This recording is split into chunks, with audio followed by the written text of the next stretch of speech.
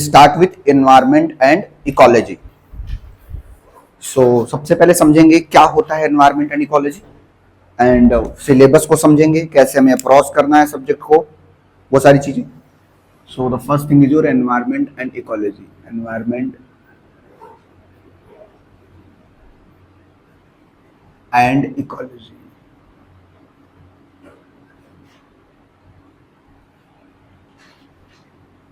क्या डिफरेंस होता है दोनों में?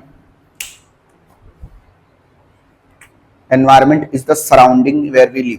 कहते हैं ना आपका एनवायरमेंट खराब है, तो environment is the surrounding where ones live या वेयर ह्यूमन बीइंग्स सर्वाइव, या वेयर एनिमल्स, ह्यूमन बीइंग्स, या जो भी हम इमेजिन कर सकते हैं लिविंग बीइंग्स। और इकोलॉजी क्या होता है? How we interact with each other. Ecology is the interaction between the individuals. For example, this classroom is our environment, and how we compete with each other, how we interact with each other, वो चीज क्या हो जाती है? Ecology हो जाती है। So environment is the surrounding in which one lives, and ecology क्या होती है? Ecology is the interaction among the individuals, कि दोनों के बीच में कैसा इंटरेक्शन हो रहा है, कैसे वो compete कर रहे हैं रिसोर्सेज के लिए, वो सब चीजें हमें समझना है। So हम यहाँ पे नोट डाउन कर सकते हैं ये point. Environment is the surrounding. Environment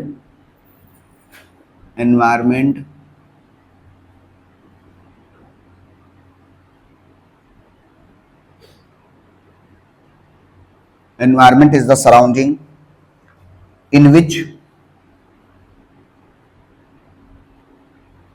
the organisms lives.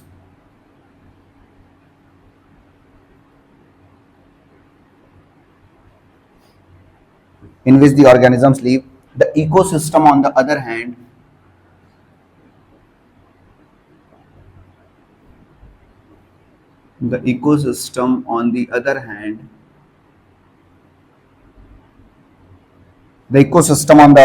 involves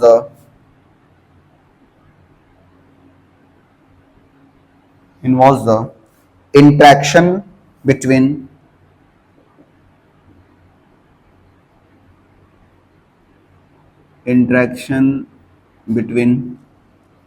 the environment, between the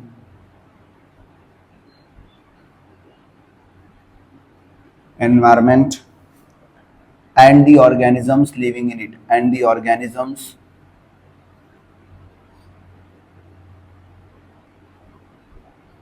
living in it. So अगर हम इसको एक एग्जांपल से समझें, let's suppose this is the surrounding. यहाँ पे जितने भी इंडिविजुअल्स रह रहे हैं,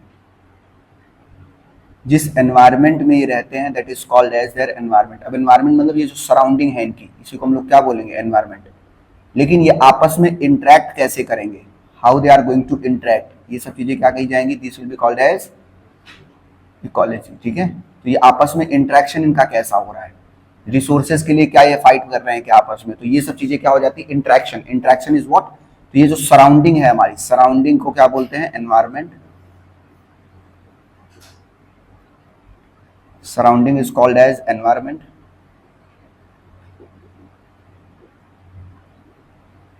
और इनके बीच में जो हमारा इंटरेक्शन हो रहा है उसको हम क्या बोलते हैं? That is called as environment, ecology. याद रखेंगे, यहां पे दो चीज और लिख सकते हैं। जो वर्ड एनवायरनमेंट है, the word environment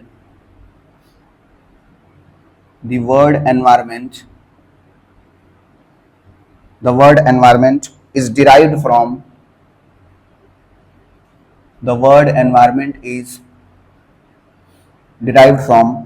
the French word,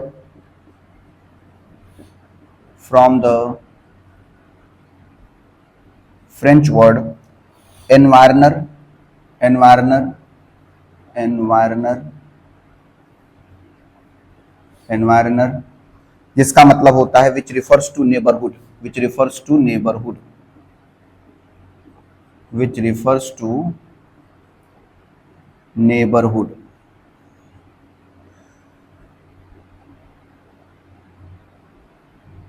Which refers to neighborhood.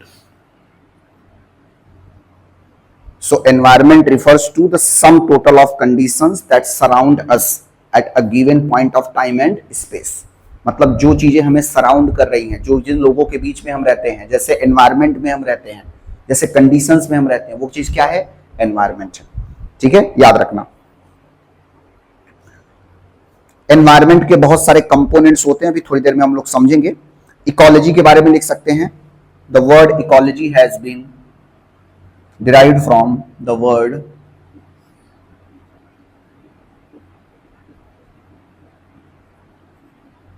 ecology has been derived from two Greek word, from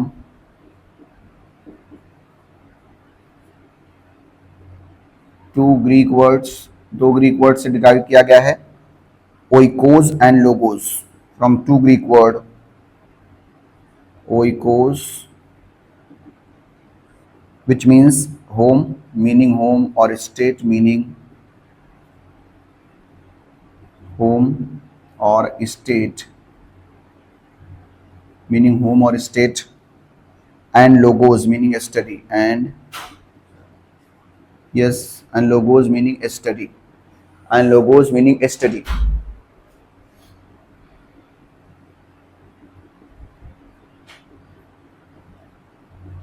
Logos meaning study. The term ecology was the term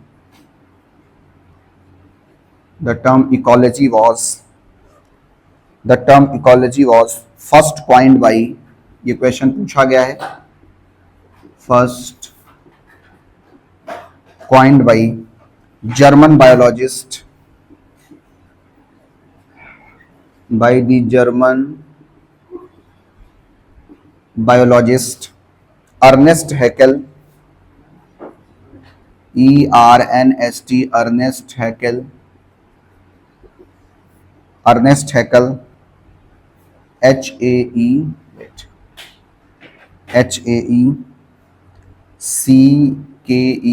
Ernest Haeckel, in 1869.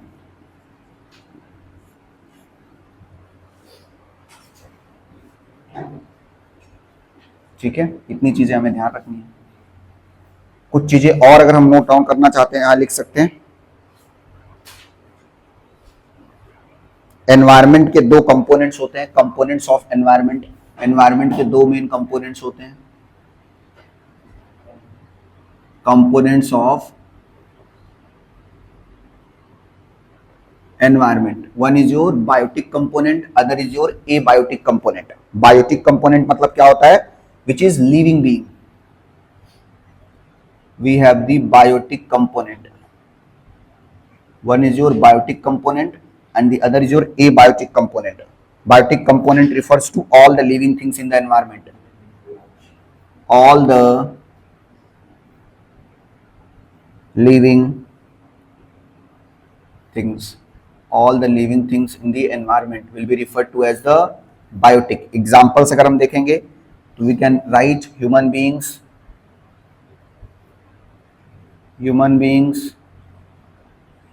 then we have animals,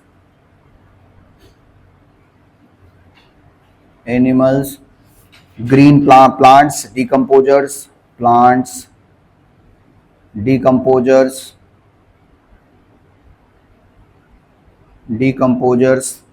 then we have parasites, bacteria,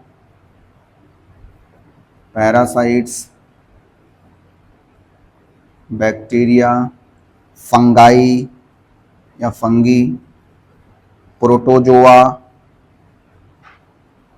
ये सब किसमें आएंगे? This will come under biotic component. Then we have abiotic component. Abiotic component मतलब क्या होता है? Non living things. Abiotic component means non living beings. It will include all the physical non-living things in the environment, all the physical non-living things, सभी physical non-living things इसमें included हैं, all the physical non-living things. Examples, we can give the example of light, temperature, soil,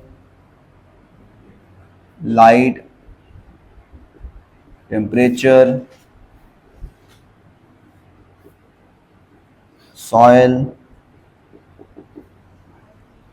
atmospheric gases and weather. Atmospheric gases,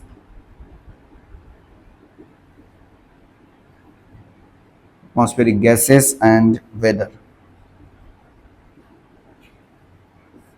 These are what? These are the components of environment, biotic and abiotic.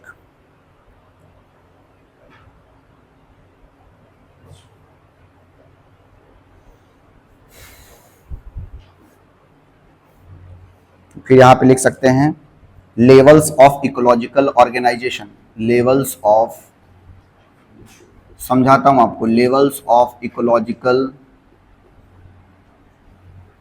Organisation. किसी भी ecological organisation में कितने levels हो सकते हैं वो समझते हैं हम लोग. Levels of ecological organisation. There are 6 levels, याद रखेंगे. There are following 6 levels. There are following 6 levels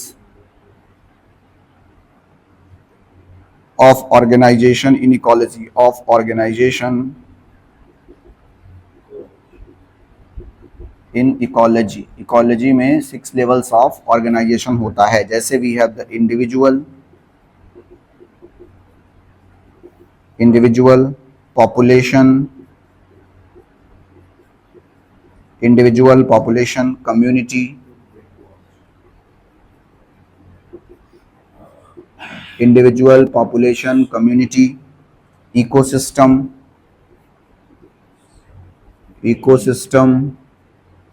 biome and biosphere. इन सब का मतलब हम थोड़ी देर में भी समझेंगे.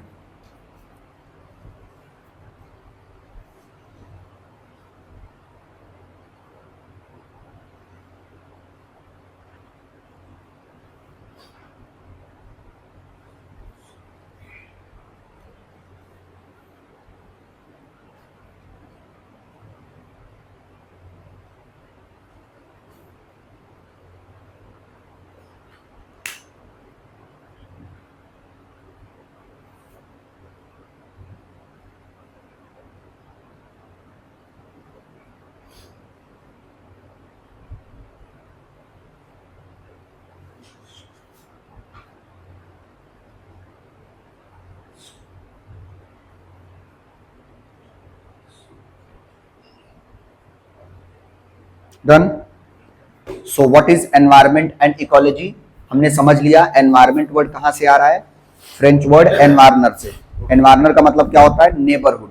तो जो हमारा नेबरहुड है, जो हमारा सराउंडिंग है, उसी को हम क्या बोल रहे हैं? Environment. Environment is the surrounding in which we live, is called as environment. Ecology comes from oikos and logy. Oikos means home और स्टेट प्रॉपर्टी, और उसके बारे में पढ़ना. तो याद रखेंगे द टर्म इकोलॉजी सबसे पहले किसने कॉइन किया था? German biologist Ernest Haeckel. पूछा जा सकता है डायरेक्टली कि who coined the term ecology in the year 1869.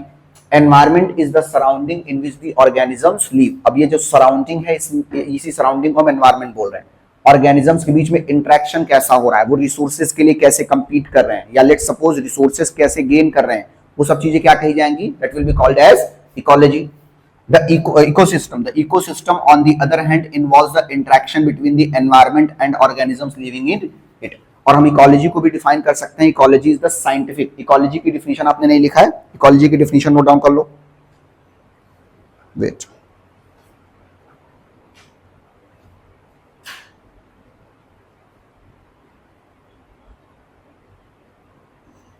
Okay, note down. एक पॉइंट में लिख लो नोट करके.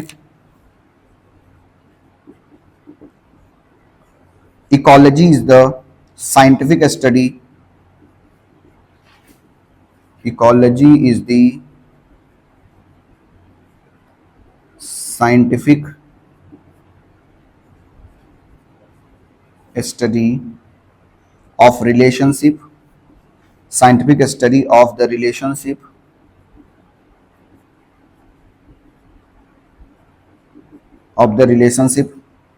of living organisms of living organisms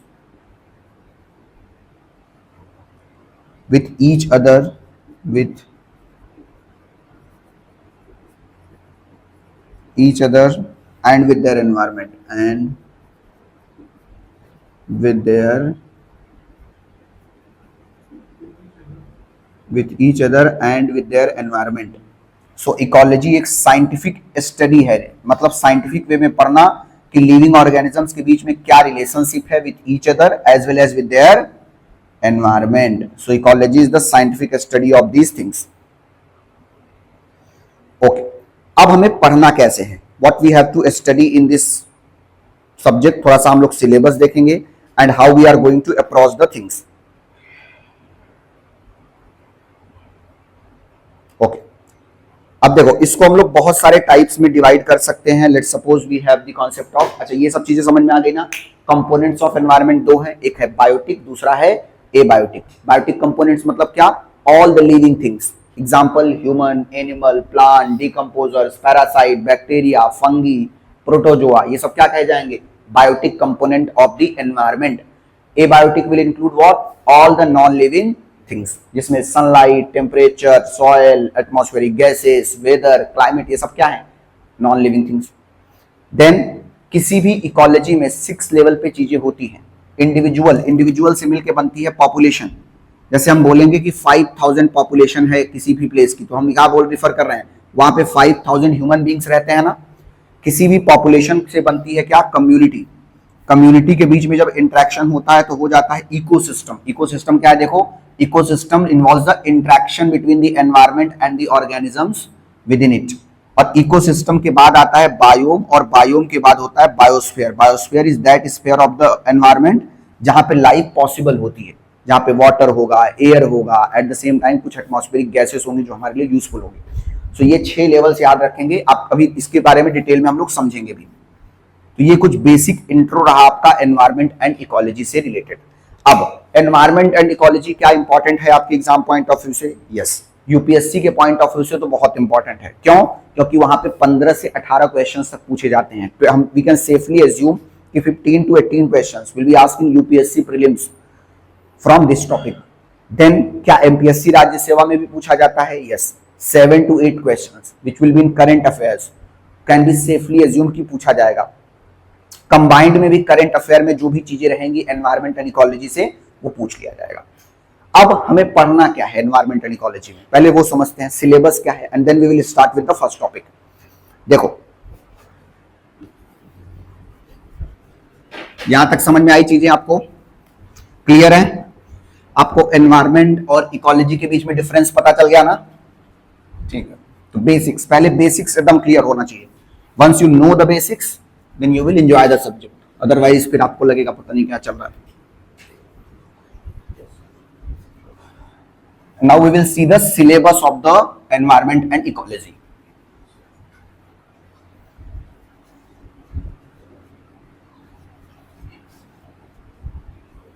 Right, now write the syllabus of environment and ecology, and syllabus can be divided under many heads. इसको हम mainly broad themes में divide कर सकते हैं. Syllabus of environment and ecology. Syllabus can be divided under different heads. One is your basic environmental concept, basic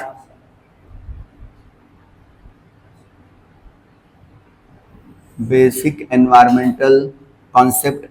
इसमें भी बहुत सारे टॉपिक्स आएंगे, भी देखते हैं कौन कौन से टॉपिक पढ़ेंगे. Basic environmental concept. Second, protected areas and network.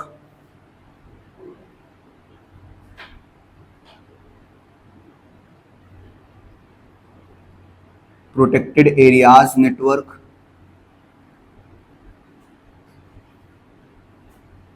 Protected areas and network और unprotected area network. Biodiversity and wild life conservation. Biodiversity and wild life conservation. हाँ नहीं, ये अभी टॉपिक्स हैं, इसके नीचे सब टॉपिक्स देता हूँ. Wild life conservation, biodiversity and wildlife conservation. Then we have environmental pollution.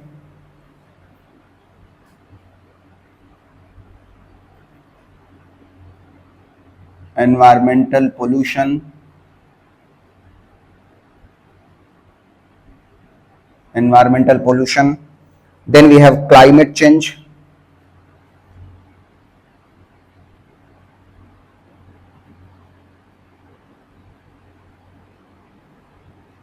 Climate change. Then we have environmental legislations and policies.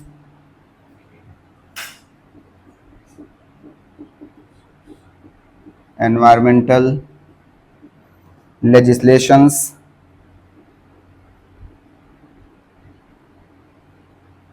and policies. Environmental legislations and policies and international environmental framework.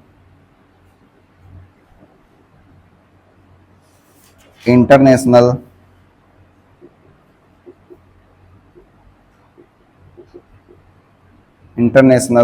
environment framework.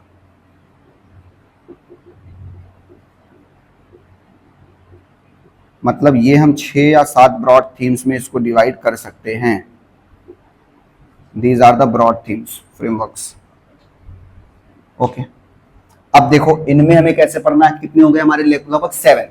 ये 7 broad themes में syllabus को divide किया जा सकता है. कुछ basic environment के concept होंगे जैसे फूड चेन, एनवायरमेंट, इकोलॉजी, उसके लेवल्स, ये सारी चीजें. फिर प्रोटेक्टेड एरियाज नेटवर्क होंगे जिसमें हम लोग डिस्कस करेंगे wild life sanctuaries, national parks, ये सारी चीजें. फिर बायोडाइवर्सिटी और वाइल्ड लाइफ को कंजर्व कैसे करना है.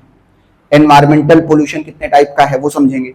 क्लाइमेट चेंज से रिलेटेड कॉन्सेप्ट समझेंगे. ग्रीन हाउस गैसेस क्या है, ग्रीन हाउस गैसेस के एमिशन को कैसे रोकना है. फिर कुछ environmental legislations and policies discuss करेंगे एंड इंटरनेशनल एनवायरमेंटल फ्रेमवर्क. अब इसमें कौन कौन से टॉपिक्स हमें डिस्कस करने हैं उसको नोट कर सकते हैं. राइट, सबसे पहले हमें डिस्कस करना है इकोनॉमी, इकोसिस्टम के फंडामेंटल्स. फंडामेंटल्स जैसे इसमें लिख सकते हैं हम लोग बेसिक स्ट्रक्चर एंड फंक्शंस, ऐसे नोट डाउन करो. इकोसिस्टम फंडामेंटल्स नोट डाउन कर लो. इकोसिस्टम, यस यस, इसी के सब टॉपिक्स हैं. इकोसिस्टम फंडामेंटल्स, इकोसिस्टम के फंडामेंटल्स हमें डिस्कस करना है जिसमें हम लोग components, energy flow, nutrient cycling. Then ecological relationships, ecological relationships जिसमें हम लोग फूड चेन पढ़ते हैं, फूड वेब पढ़ते हैं, ये सारी चीजें. Bio geochemical cycle, bio geochemical cycles जिसमें हम लोग carbon cycle, nitrogen cycle, phosphorus cycle, water cycle, sulphur cycle. Then we have ecological adaptations and habitat, ecological adaptations and habitat. इसमें से कुछ चीजें आपको खुद से भी पढ़नी पड़ेंगी, बाकी जो जितना मैं पढ़ा सकूंगा वो पढ़ाऊंगा. Then we have biodiversity. Biodiversity को हम लोग वहां भी लिख सकते हैं, लेवल्स ऑफ बायोडाइवर्सिटी. तो ये 4 चीजें आपको यहाँ पे पढ़नी पड़ेगी. इसमें कुछ एग्जाम्पल्स आप नोट डाउन कर सकते हैं, such as you have to read carbon cycle, carbon cycle, nitrogen cycle,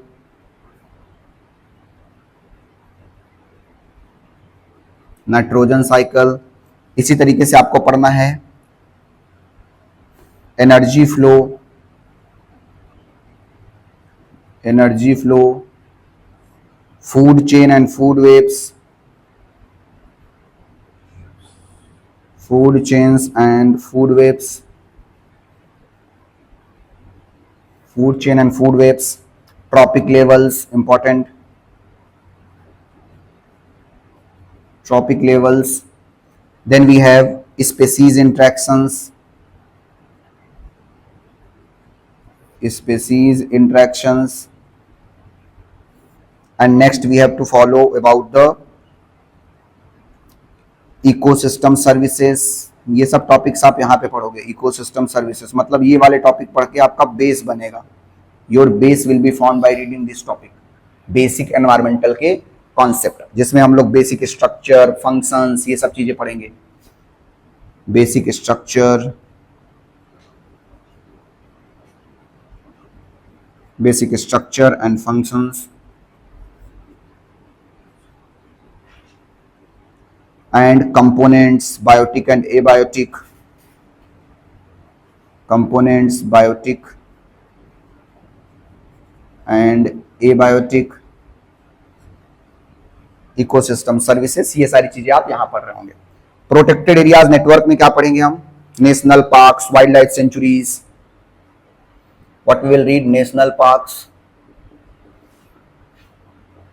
जो न्यूज में है उस पर ज्यादा फोकस करेंगे। Wild life sanctuaries,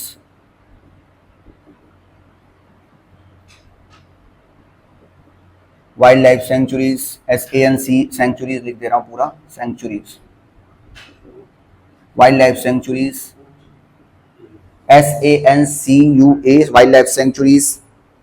then we have UNESCO man and biosphere programme, UNESCO MAB, Man and Biosphere Program, we will read. Then we have also tiger reserves, elephant reserves, tiger reserves, elephant reserve।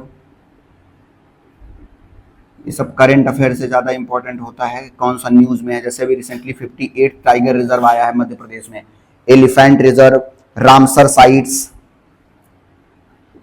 Ramsar sites, project tiger,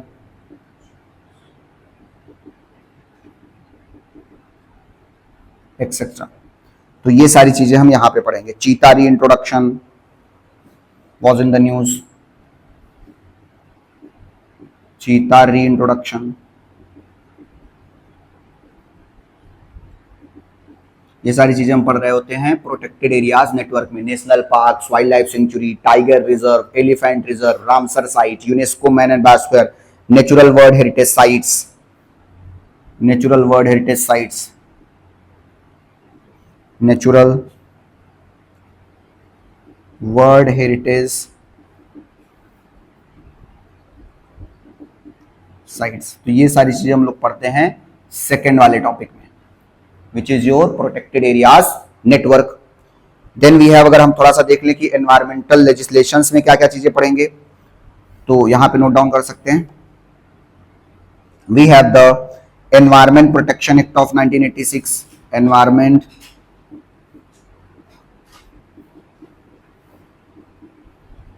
protection act 1986, environment protection act 1986, wildlife protection act, wild life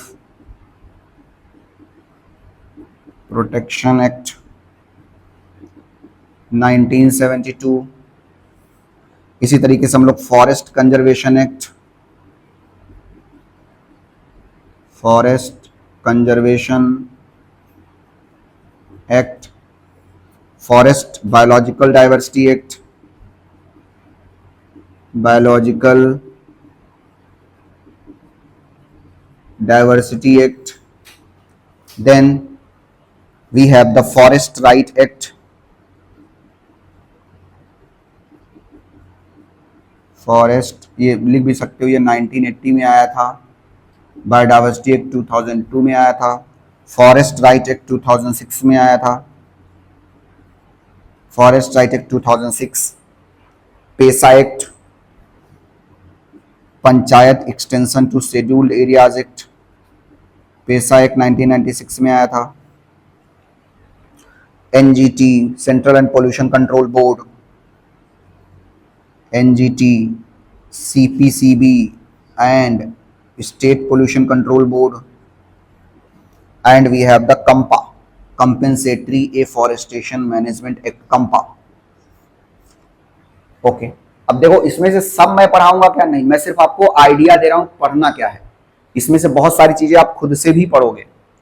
biodiversity and wild life conservation में अगर हम देखेंगे तो सबसे पहले इसमें हमें biodiversity के बारे में पता होना चाहिए। Levels of biodiversity,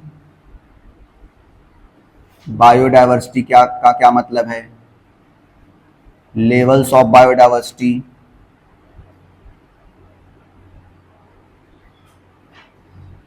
levels of biodiversity, biodiversity hot spots, biodiversity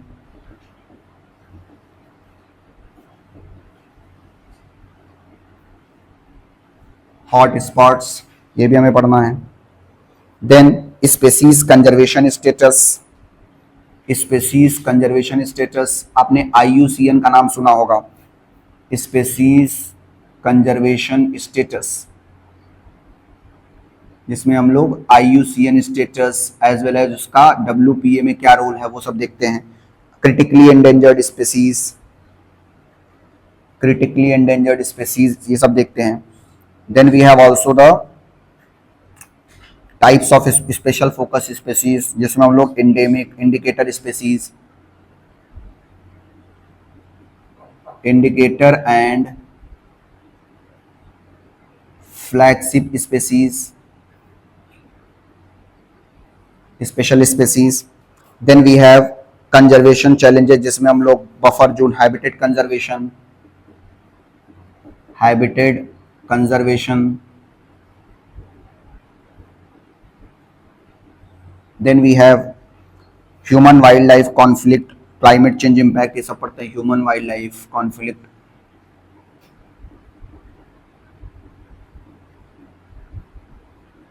These topics will be read under your biodiversity and wildlife conservation.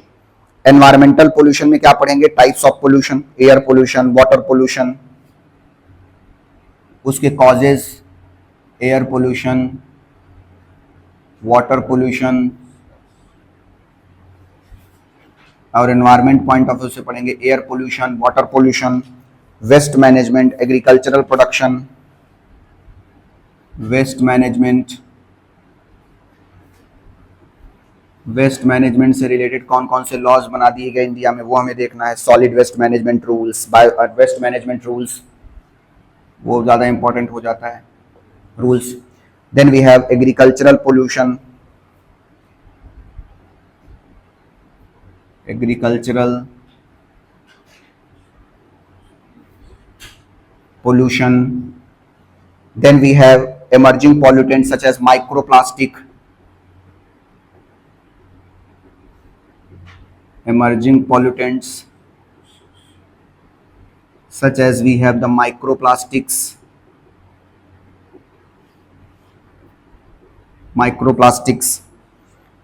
Light pollution, ये सब चीजें हमें पढ़ना क्या होगा, फोकस कहाँ करना होगा इसमें, causes, sources and steps by the government, steps to tackle pollution, इन सब चीजों पे फोकस करना होगा, causes, sources, steps to tackle pollution. Then climate change में पढ़ेंगे green house effect, global warming, green house effect, green house effect क्या होता है, ग्लोबल वार्मिंग क्या होती है, ग्रीन हाउस गैसेस क्या होती हैं, GHG stand for green house gases, उसके बारे में समझेंगे। मिटिगेशन स्ट्रेटजीज के बारे में डिस्कस करेंगे, क्लाइमेट चेंज को कैसे हमको मिटिगेट करना है, mitigation strategies, how we can mitigate the climate change from happening, carbon capture, renewable energy. Then we have India's climate action, India ने क्लाइमेट एक्शन क्या क्या लिया है, इंडियाज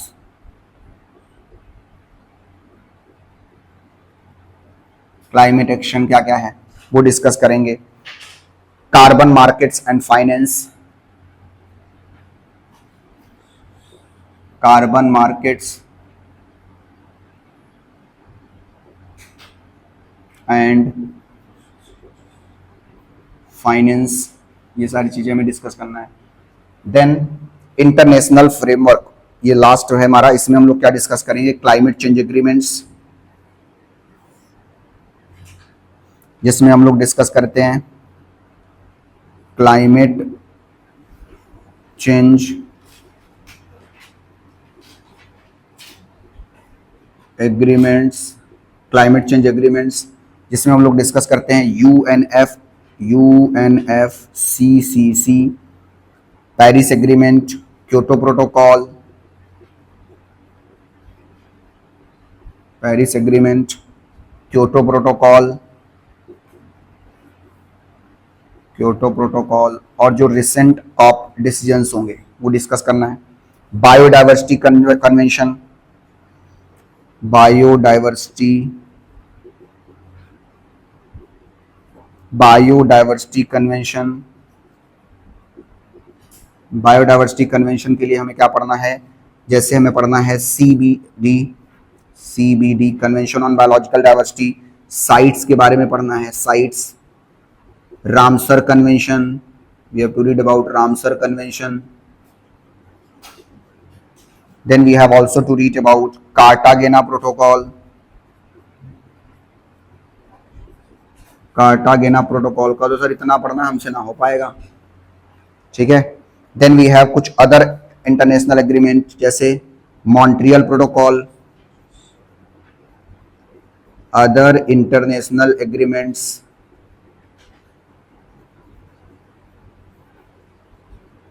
अदर इंटरनेशनल एग्रीमेंट्स में जैसे हमें we have to read about Montreal protocol, Montreal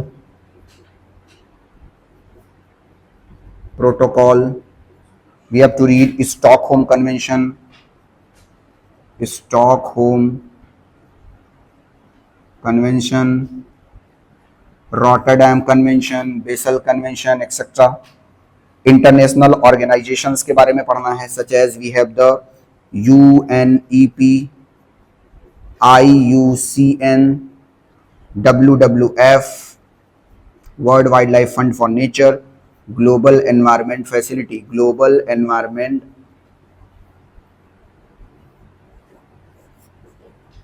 facility, okay. So this is the syllabus. ये आपके माइक्रो थीम्स हो गए जो आपको फोकस करना है। This is the syllabus of your environment and ecology. So environment and ecology को हम लोग इन बेसिक टाइप्स में डिवाइड कर सकते हैं।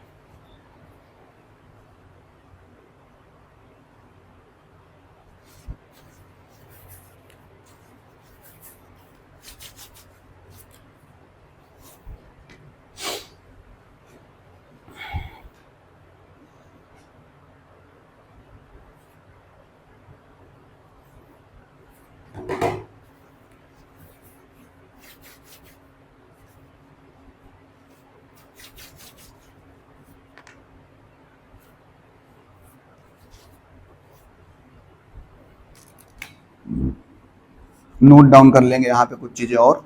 लेट सपोज कि आपको करंट अफेयर पे फोकस करना है, you have to also focus on the current affair. Link the static concept with current affair, static concept with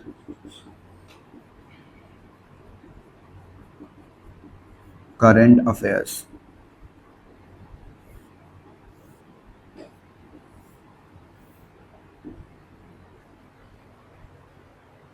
फिर सोर्सेस क्या होंगे, what will be the sources to study.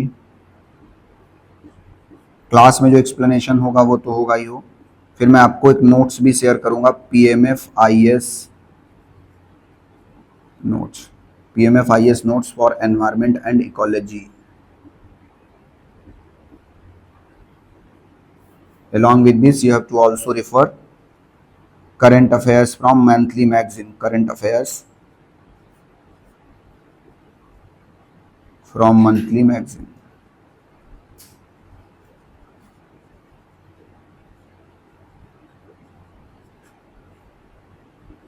Okay. So these are the two sources which we will refer, PMFIS के notes as well as the current affairs. Note down कर लो इसको।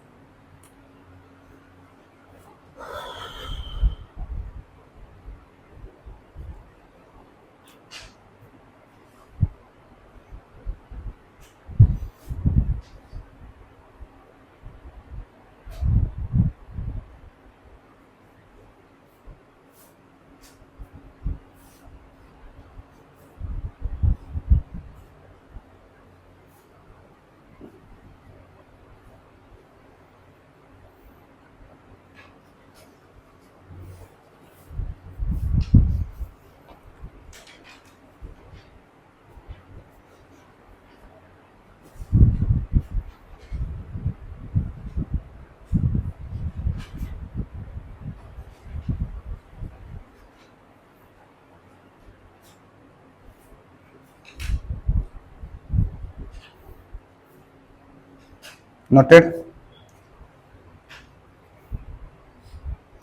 समझ में आया? ये सिलेबस के कितने कंपोनेंट हैं? टोटल 7, जिसमें हम लोगों ने देखा basic environmental concept, protected areas, network, biodiversity and wild life, conservation, environmental pollution, climate change, international environmental framework और एनवायरमेंटल लेजिस्लेशंस एंड पॉलिसीज। तो ये 7 कंपोनेंट्स में हमें डिवाइड करके चीजों को पढ़ना है।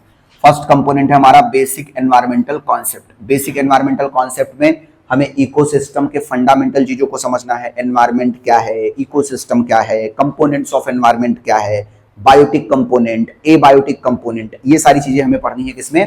फंडामेंटल्स ऑफ इकोसिस्टम में। फिर इसी तरीके से इकोलॉजिकल रिलेशनशिप को समझना है कि जो इंटरेक्शंस हो रही हैं एनवायरमेंट में वो कैसी हो रही हैं। बायो जियोकेमिकल साइकिल भी समझेंगे, जिसमें sulphur cycle, nitrogen cycle, phosphorus cycle, ये सारी चीजें हम पढ़ते हैं। इकोलॉजिकल एडॉप्टेशंस और हैबिटेट के बारे में पढ़ेंगे। तो ये सारे कॉन्सेप्ट हम पढ़ते हैं फर्स्ट कॉन्सेप्ट में, basic environmental concept. Second concept है हमारा प्रोटेक्टेड एरियाज नेटवर्क। तो यहाँ पे जो नेशनल पार्क्स हैं, wild life sanctuaries, tiger reserve, elephant reserve, tiger census, current affair point of view से UNESCO map, man and biosphere program, इसके बारे में हम लोग पढ़ते हैं।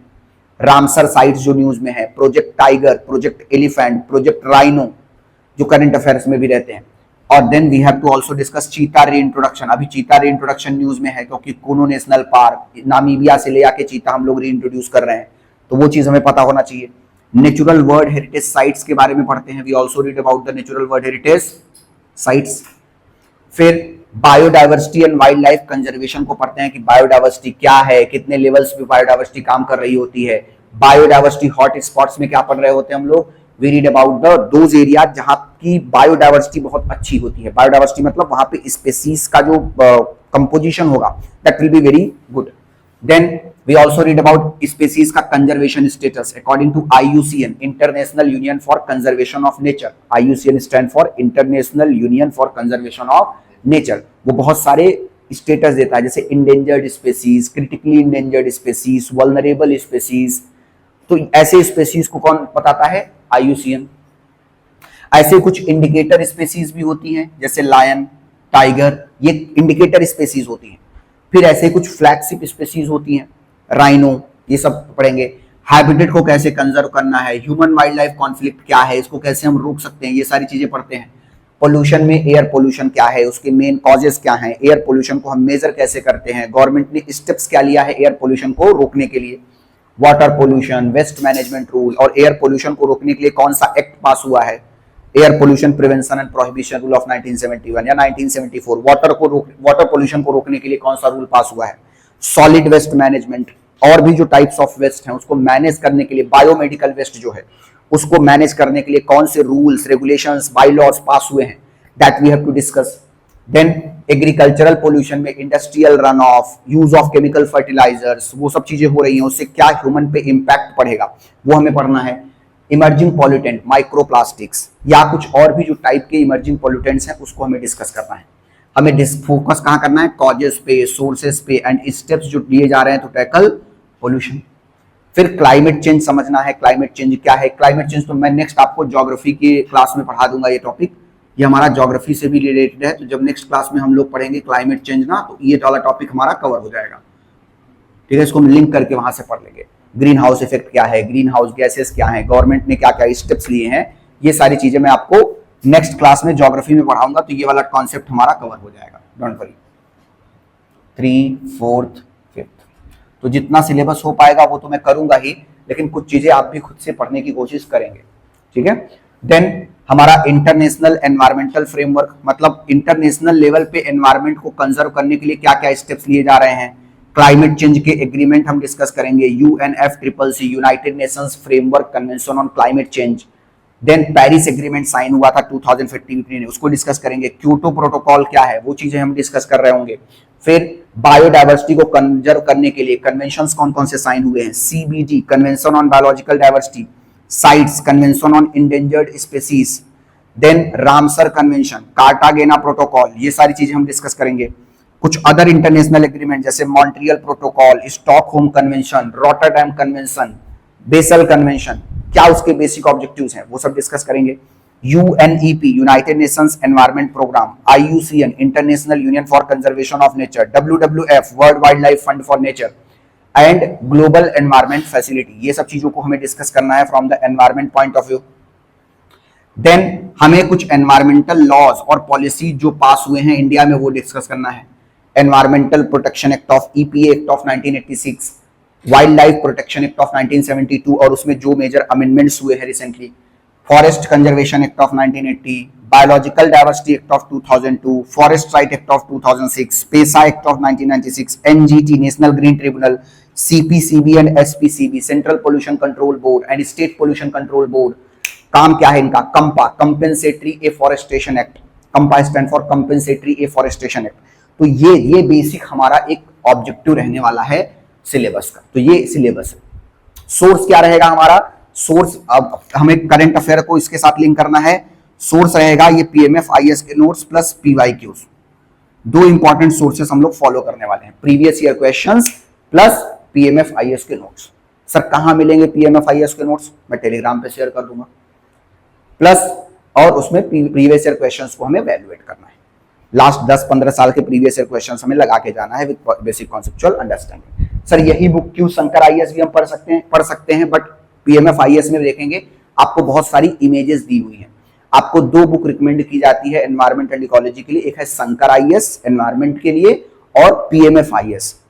दोनों बुक अच्छी है लेकिन ज्यादा अच्छी बुक मेरे अकॉर्डिंग क्या है? PMFIS की नोट्स हैं। क्यों? क्योंकि अभी मैं आपको जब नोट्स दिखाऊंगा तो आप देखेंगे उसमें बहुत सारी इमेजेस और फ्लो चार्ट्स के थ्रू चीजों को समझाया हुआ है। तो एनवायरमेंट में जब आप इमेजेस को देखोगे, एनवायरमेंट में जब आप फ्लो चार्ट को देखोगे तो you will get a basic conceptual clarity, जो बहुत इंपॉर्टेंट है आपके एग्जाम पॉइंट ऑफ व्यू से। आई होप आपको ये चीज समझ में आ गया होगा। ठीक है, अब हम लोग पहले टॉपिक से स्टार्ट करेंगे, कुछ बेसिक एनवायरमेंटल कॉन्सेप्ट को पढ़ना। आज हम लोग इसमें से कुछ टॉपिक्स कवर करने की कोशिश करेंगे, फिर ज्योग्राफी की जब नेक्स्ट क्लास होगी तो क्लाइमेट चेंज वहां पढ़ा दूंगा मैं आपको। तो ये हमारे दो मेजर टॉपिक्स कंप्लीट हो जाएंगे। ठीक है, या ये पूरा नहीं होगा तो 1-2 क्लास ये लेक्चर लेगा तो देंगे इस क्लास में और नेक्स्ट क्लास में ये वाला टॉपिक कवर कर लेंगे। फिर ऐसे ही 1-2 क्लासेस में मैं ये वाले टॉपिक्स आपको कवर करने के लिए दूंगा। समझ में आ रहा है? तो कुछ बेसिक कॉन्सेप्चुअल क्लैरिटी हम लोग रखेंगे, चीजें हमारे लिए आसान हो जाएंगी। समझ में आ गया? चलो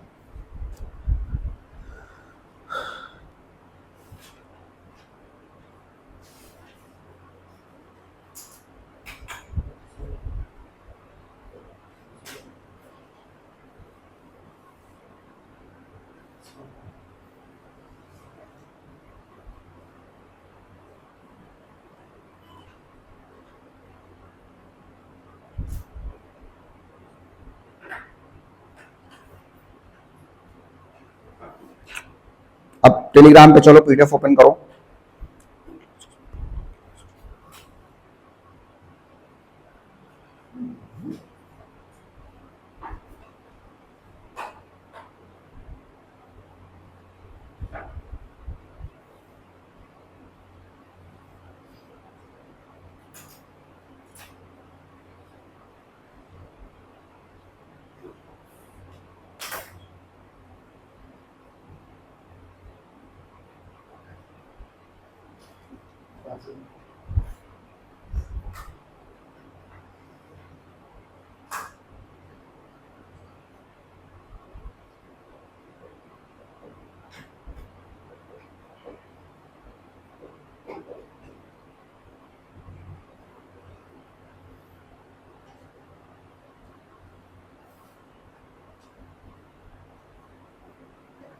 okay done, notes downloaded. PMFIS दिख रहा है क्या किसी को? हाँ, PMFIS डाउनलोड करो। PMFIS कहाँ लिखा है? तो उसको डाउनलोड कर लेंगे नोट्स, और एक बार नोट्स डाउनलोड करके जस्ट ऐसे ही स्वाइप करो, देखो उसमें कैसा दिख रहा है वो नोट्स आपको। हाँ हाँ, थोड़ा नीचे आओ, नीचे आओ, सब उसमें पेजेस आपको इंपॉर्टेंट नहीं, थोड़ा देखो क्या इमेजेस वगैरह ड्रॉ किया है क्या उसने। एकदम नीचे आ गया आप, वेट वेट।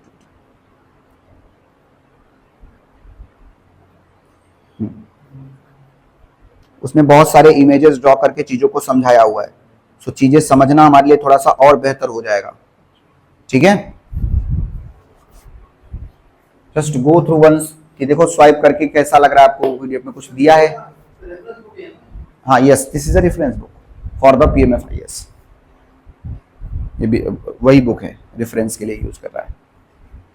इनफ है ना क्या ये बता, हाँ ये सर बस ये बुक और ये हो, बस जो चीजें सफिशिएंट है।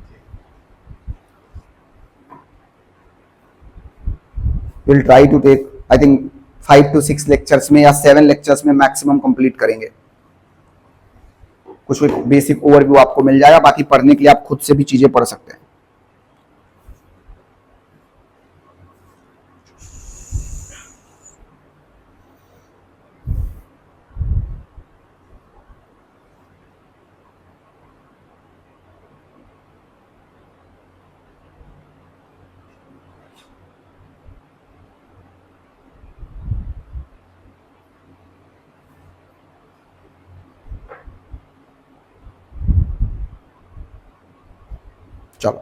चलो पहले हम लोग स्टार्ट करेंगे कहां से, फर्स्ट चैप्टर से, एनवायरमेंट, हैबिटेट और इको सिस्टम, इकोलॉजी। अब देखो इसमें सब चैप्टर पढ़ने के पीछे जो चैप्टर मैं बताऊंगा स्पेसिफिक उन चैप्टर्स पे आपको फोकस करना है।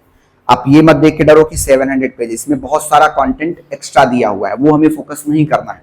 मैं आपको कुछ चैप्टर्स हाईलाइट करके बता दूंगा कि ये चैप्टर्स पे आपको फोकस करना है।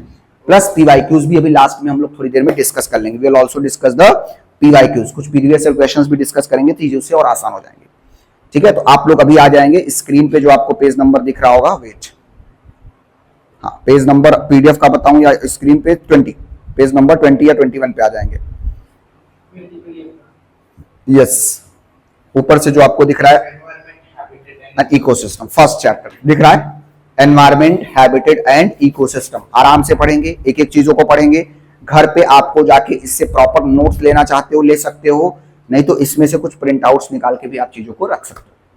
ठीक है, plus previous year questions, PMFIS notes plus previous year questions, इन दोनों चीज को अगर हमने इम्बाइब किया, our job will be done. इससे ज्यादा हमें कुछ पढ़ना नहीं है। सिलेबस समझ में आ गया सबको, कॉन्सेप्ट समझ में आ गया, एनवायरमेंट इकोलॉजी का रिलेशन समझ में आ गया क्या हमें। अब आगे देखते हैं एनवायरमेंट, हैबिटेट एंड इकोसिस्टम। तो सबसे पहले एनवायरमेंट की बात कर रहा है वो। एनवायरमेंट को कैसे डिफाइन कर रहा है, देखो, an environment is a natural component in which biotic means resulting from living organisms, and abiotic physical not directly derived from living organisms factor interact among themselves and with each other. These interactions shape the habitat and ecosystem of an organism or ecological community. Ecological community क्या होती है? A group of species found together. So क्या कह रहा है? Environment एक natural component है जिसमें बायोटिक कंपोनेंट भी होता है और क्या होता है? एबायोटिक कंपोनेंट भी होता है। बायोटिक कंपोनेंट मींस क्या? Living factors. एबायोटिक कंपोनेंट्स मतलब क्या? Non living factors. इन दोनों का इंटरेक्शन होता है और इन्हीं इंटरेक्शन से बनता है हैबिटेट। हैबिटेट मतलब कि कैसे हैबिटेट में हम रहते हैं।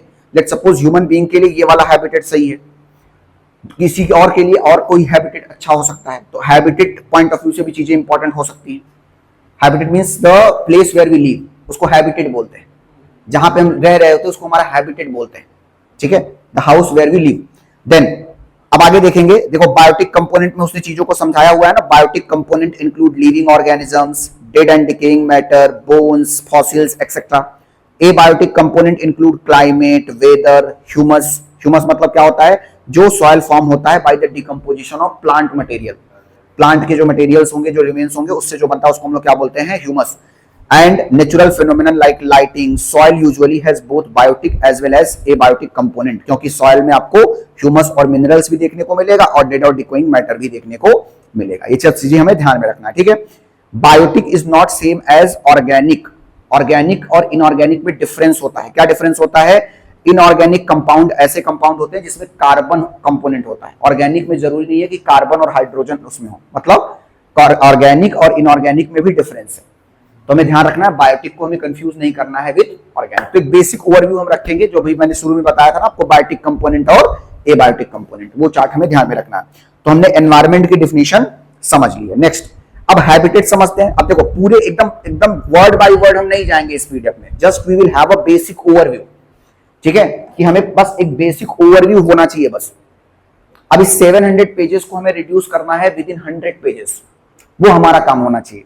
कैसे करेंगे? वही चीज मैं सिंप्लीफाई करके दूंगा। तो आपको सिर्फ और सिर्फ एनवायरमेंट की एक डिफिनीशन नोट डाउन कर लेनी है यहां से, फिर बायोटिक के बारे में एक दो पॉइंट लिख लेना है, उसके एग्जांपल्स लिखना है और एबायोटिक कंपोनेंट अभी नीचे आपको और डिटेल में वो चीजें दिख जाएंगी। देन थोड़ा सा नीचे आएंगे, हैबिटेट क्या कह रहा है देखो, habitat is the physical environment, habitat is the physical environment in which N organisms leaves, address of an organism, मैंने बताया ना जहां आप रहते हैं आपका जो एड्रेस होगा वो आपका क्या है, हैबिटेट प्लेस है ना, समझ में आ रहा है कि नहीं।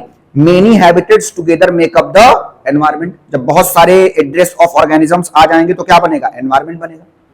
A single habitat may be common for multiple organisms, सही बात है, हम जिस हैबिटेट में रहते हैं वहां कुछ एनिमल्स भी रहते हैं, तो जरूरी नहीं है ना कि किसी एक इंसान के लिए जो हैबिटेट है वो किसी और के लिए नहीं हो सकता है। अभी जैसे 5-6 लोग हैं, हम लोग एक स्पेसीज हैं ह्यूमन की, इसी तरीके से कोई और स्पेसीज भी तो यहाँ सर्वाइव कर रहा होगा, कुछ बैक्टीरिया सर्वाइव कर रहे होंगे, कुछ माइक्रोब सर्वाइव कर रहे होंगे, तो वही कह रहा है कि एक सिंगल हैबिटेट कॉमन हो सकता है मल्टीपल ऑर्गेनिजम्स के लिए जिनकी जरूरतें सिमिलर होंगी। For example a single aquatic habitat, aquatic habitat मतलब water body, may support a fish, frog, crab, phytoplankton and many others. करता है नहीं करता है, पानी में मछली भी रहती है, मेढक भी रहता है, क्रैब छोटे छोटे वो कीड़े मकोड़े, फाइटोप्लैंक्टन्स वो सब तो रहते हैं। Then the various species sharing a habitat thus have the same address. Example we can take the forest. अब फॉरेस्ट क्या है, एक एड्रेस है। फॉरेस्ट में क्या सिर्फ और सिर्फ एनिमल्स रहते हैं, कुछ इंसेक्ट भी तो रहते होंगे, कुछ और भी बर्ड्स भी तो रहते होंगे, तो इसीलिए कह रहा है कि हैबिटेट हमें समझ में आया, habitat refers to the address of an organism, तो ये चीज हम समझ सकते हैं। फिर इसी तरीके से हैबिटेट वर्सेस एनवायरमेंट के बीच में देखो डिफरेंस उसने समझाया हुआ है। अ habitat always has life in it, याद रखेंगे।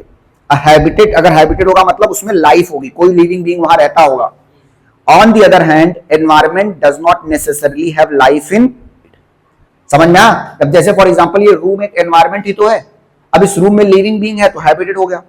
ऑन दी अदर हैंड किसी जंगल में चले जाओ जहां कोई नहीं रह रहा है तो वहां नॉन लिविंग कंपोनेंट भी तो हो सकते हैं। तो ये चीज याद रखेंगे, जरूरी नहीं है कि एनवायरमेंट में लिविंग बीइंग्स हो ही। कोई ऐसा डेजर्ट एरिया जहां कोई स्पीशीज नहीं पाया जा रहा है, पाया भी जा रहा है, बहुत मिनिमम पाया जा रहा है, तो इसीलिए कह रहा है वो a habitat always has life in it. On the other hand environment does not necessarily have life in it. All habitats are environment, सभी हैबिटेट्स एनवायरमेंट का पार्ट हैं, but all environments are not habitat. Concept समझ में आ रहा है कि सभी habitats environment का पार्ट है, लेकिन सभी एनवायरमेंट हैबिटेट नहीं है। इस एग्जाम में स्टेटमेंट बन सकता है। Then a habitat is always a preference of one species and environment could be a preference of many species that could eventually become many habitats. समझ में आया? तो याद रखेंगे, a habitat is always a preference of one species and environment could be preference of many species. समझ में आ गया? ये चीज ध्यान रखेंगे। Usually the environment governs the properties of habitat, मतलब किसी भी जहां का जैसा एनवायरमेंट होगा वहां की प्रॉपर्टीज वैसे ही होंगे ना हैबिटेट। जैसे अब यहाँ का एनवायरमेंट है कि गर्मी है तो एसी लगा लेंगे, कूलर लगा लेंगे, तो एनवायरमेंट के अकॉर्डिंग हैबिटेट तैयार हुआ ना ये। अगर यहाँ बहुत ठंडी होता तो एसी कूलर बंद करके सोचे, तो एनवायरमेंट ही डिटरमाइन करेगा कि किसी भी प्लेस का हैबिटेट कैसा होने वाला है। तो हमने एनवायरमेंट की डिफिनेशन समझ ली, बायोटिक और एबायोटिक कंपोनेंट समझ लिया, हमने हैबिटेट देखा एड्रेस है, हैबिटेट और एनवायरमेंट में क्या डिफरेंस है वो भी समझ लिया। क्लियर हो रही है चीजें? नेक्स्ट इसी तरीके से देखेंगे तो इकोलॉजी और इकोसिस्टम क्या होता है। अभी बताया, ecosystem means interactions and ecosystem can be visualised as a functional unit of nature where living organisms, जिसमें producer, consumers, decomposers interact among themself and with the surrounding physical environment.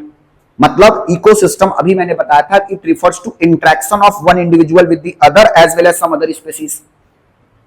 उसको हम लोग क्या बोलते हैं? इकोसिस्टम बोलते हैं। And ecosystem can be of any size but usually encompasses specific and limited species. जैसे एक्वाटिक इकोसिस्टम, अब एक्वाटिक इकोसिस्टम में फिशेस भी हैं, फ्रॉक्स भी हैं, क्रैब भी हैं, फाइटोप्लैंक्टन भी हैं। फिशेस डिपेंड करती हैं फाइटोप्लैंक्टन पे for their food. Phytoplankton is the food of the fish. अब उसके लिए कंपटीशन भी होगा, well the large fishes will eat the small fishes, competition भी तो हो रहा है। तो ये सब जो इंटरेक्शंस हो रहा है वो क्या है? इकोसिस्टम है। Ecosystem refers to interaction of individuals among one another as well as the other individuals. जैसे देखो, in the ecosystem biotic and abiotic component, जब बायोटिक बोला जा रहा है तो लिविंग कंपोनेंट, एबायोटिक बोला जा रहा है तो non living components are linked together through nutrient cycle and energy flow. सही बात है, एक ऑर्गेनिज्म को दूसरे ऑर्गेनिज्म से न्यूट्रिएंट मिलता है, ठीक है, एंड एनर्जी भी फ्लो हो रही होती है। जैसे फॉर एग्जांपल घास को एनर्जी कैसे मिली, ग्रास को एनर्जी कैसे मिली, सनलाइट से। ग्रास को एनर्जी कैसे मिली, हम डायरेक्टली सनलाइट से एनर्जी नहीं ले पाते, कम ले पाते हैं, लेकिन अगर हमने ग्रीन वेजिटेबल्स कंज्यूम किया तो हमें एनर्जी मिली। ग्रीन वेजिटेबल्स को एनर्जी कहां से मिली, सनलाइट से मिली। अब green vegetable let's say grass है, ग्रास को किसने खाया, ग्रास होपर ने खाया, ग्रास होपर को किसी और बर्ड ने खाया, फिर उसको एक साइकिल चलती है ना फूड चेन की, अभी वो हम समझेंगे बाद में। तो मतलब सभी को न्यूट्रिएंट की साइकिल बनी हुई है। हम कहीं से न्यूट्रिएंट ले रहे हैं, हमें कोई खाएगा उसको न्यूट्रिएंट मिलेगा। या लेट सपोज एग्जांपल बता रहा हूं आपको, हमें कौन खाएगा, टेक एग्जांपल ऑफ जो नॉन वेजिटेरियंस होते हैं, जो लेट सपोज कुछ चीजें तो उसमें न्यूट्रिएंट्स ही तो हैं, तो न्यूट्रिएंट्स आपको मिल रहे होते हैं। गाय और जैसे लेट सपोज एनिमल्स हैं, अगर वो घास वगैरह खाएंगे तो उनको एनर्जी नहीं मिलेगी। घास जो गाय और भैंस है फॉर एग्जांपल, लेट सपोज जो कैटल रेयरिंग वाले एनिमल्स हैं, उनको तो डायरेक्ट एनर्जी सनलाइट से नहीं मिल रही है, तो वो डिपेंडेंट है ना, they are also known as herbivores, जो ग्रास पे डिपेंडेंट है। तो मतलब पूरी न्यूट्रिएंट साइकिल और फूड वेब बनी हुई है, जिसको हमें प्रॉपर तरीके से समझना है। आगे every species in an ecosystem depends on other species and elements that are also part of ecological community. If one part of the ecosystem is damaged or disappears, it impacts everything else. अब देखो एक यहाँ पे flow chart बना हुआ है, अगर आप देखेंगे तो एक्वाटिक इकोसिस्टम देख पा रहे हो आप लोग, terrestrial ecosystem, then we have the concept of habitat of camel, habitat of cactus, desert ecosystem। अब ये सारी चीजें आपस में रिलेटेड हैं, कहीं पर भी कोई डिस्टरबेंस आएगा तो पूरा इकोसिस्टम डिस्टर्ब हो जाएगा। आप ये नहीं कह सकते इंसेक्ट की जरूरत नहीं है, तो पॉलिनेशन कैसे होगा। आप ये नहीं कह सकते कि छोटे छोटे लेट सपोज बैक्टीरियाज हैं, माइक्रो ऑर्गेनिज्म, उनकी जरूरत नहीं, वो तो बॉडी में भी पाया जा रहा है, आपके लिए यूजफुल है। तो सारी चीजें रिलेटेड हैं। आप ये नहीं कह सकते कि डेजर्ट इकोसिस्टम को खत्म कर दो, नहीं, वो जो एनिमल्स वहां अडॉप्ट करेंगे वो वहीं के लिए सर्वाइव कर पाएंगे। उनको उठा के पोलर एरिया में रख दोगे, सर्वाइव नहीं कर पाएंगे। पोलर एरिया के जो एनिमल्स हैं उनको उठा के ले आओ, कहो डेजर्ट में रहो, नहीं रह पाएंगे। सो मींस हर एक ऑर्गेनिज्म अपने आप को अडॉप्ट करता है अकॉर्डिंग टू कंडीशन, और सारी चीजें रिलेटेड हैं, चाहे वो टेरेस्ट्रियल इकोसिस्टम हो, चाहे एक्वेटिक इकोसिस्टम हो, चाहे डेजर्ट इकोसिस्टम है। वहां की जो ऑर्गेनिजम्स होंगे they will have a specific type of adaptation mechanism. हम जिस एरिया में रहते हैं हम अपने आप को अडॉप्ट कर जाते हैं। अभी जैसे आप मुंबई में रहते हो तो यहाँ बहुत ज्यादा ठंडी गर्मी नहीं पड़ेगी तो आप अडॉप्ट कर लो, नॉर्थ में जाओगे ठंडी पड़ेगी तो उसके अकॉर्डिंग आपको अडॉप्ट करना पड़ेगा।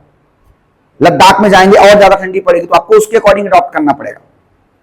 समझ में आ रहा है, सियाचिन ग्लेशियर पे खड़ा कर दिया जाएगा आपको, आपको उसके अकॉर्डिंग अडॉप्ट करना पड़ेगा। हमारी बॉडी वो चीज अडॉप्ट कर सकती है, डिपेंड करता है किस सिचुएशन। नहीं कर पाएंगे तो you will not be able to survive. Depend करता है how easily you can adopt with the process.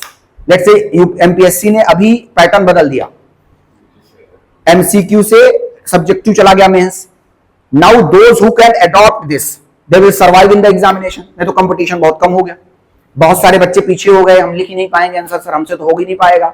हाँ तो तुम्हारा सिलेक्शन कहां हो रहा है, समझ में आ गई बात की नहीं। तो you have to adopt with the changing environment, you have to adopt with the changing environment so that the survival of the fittest can be done. समझ में आ गया, आगे देखो। तो ये हम याद करें। देन देखो क्लासिफिकेशन ऑफ इकोसिस्टम। इकोसिस्टम को कितने में क्लासिफाई किया जा सकता है। Ecosystems are classified, ecosystem means interactions among individuals with one another. Ecosystems को हम दो मेनली में डिवाइड कर सकते हैं, टेरेस्ट्रियल और एक्वेटिक इकोसिस्टम। टेरेस्ट्रियल मतलब जो लैंड एरिया में है वो कैसा इकोसिस्टम है, टेरेस्ट्रियल इकोसिस्टम। जो वाटर में है वो एक्वेटिक इकोसिस्टम है। टेरेस्ट्रियल इकोसिस्टम के example forest, grassland and desert are some examples of terrestrial ecosystem. इसीलिए आप देखेंगे टेरेस्ट्रियल इकोसिस्टम को ऊपर उसने दिखाया हुआ है इसी तरीके से। Then pond, lake, wetland, river and estuaries are some examples of aquatic ecosystem. Crop field and an aquarium are human made ecosystem. समझ में आया।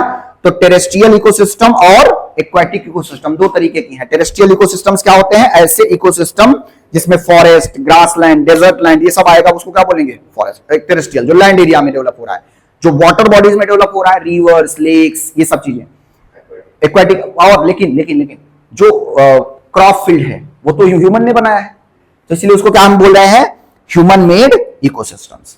एक्वेरियम हो गया जिसमें हमने एक्वेरियम पानी रख के फिश डाल दिया उसमें, यही तो एक्वेरियम है, लेकिन वो नेचुरल तो नहीं है, उसको ह्यूमन ने बनाया है, तो वो क्या चाहिए आ जाएगा, ह्यूमन मेड इकोसिस्टम्स। समझ में आ गया।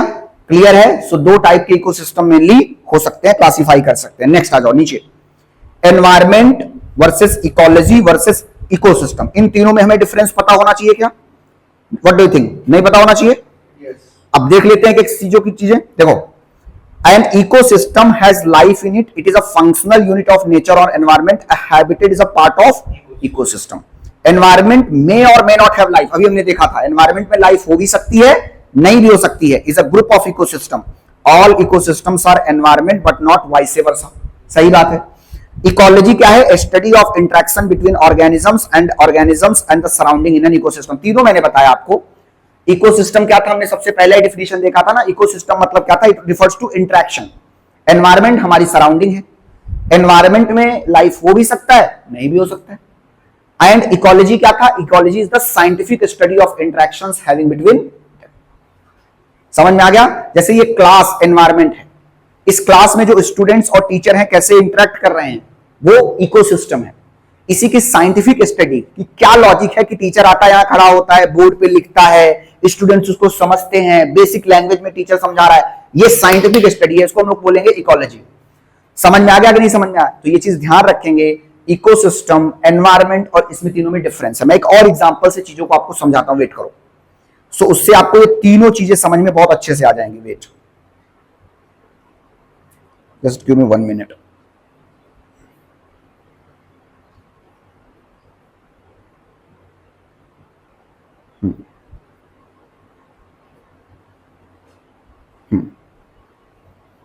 For example, let us take this CDEC Academy, CD Deshmukh Academy, and its student.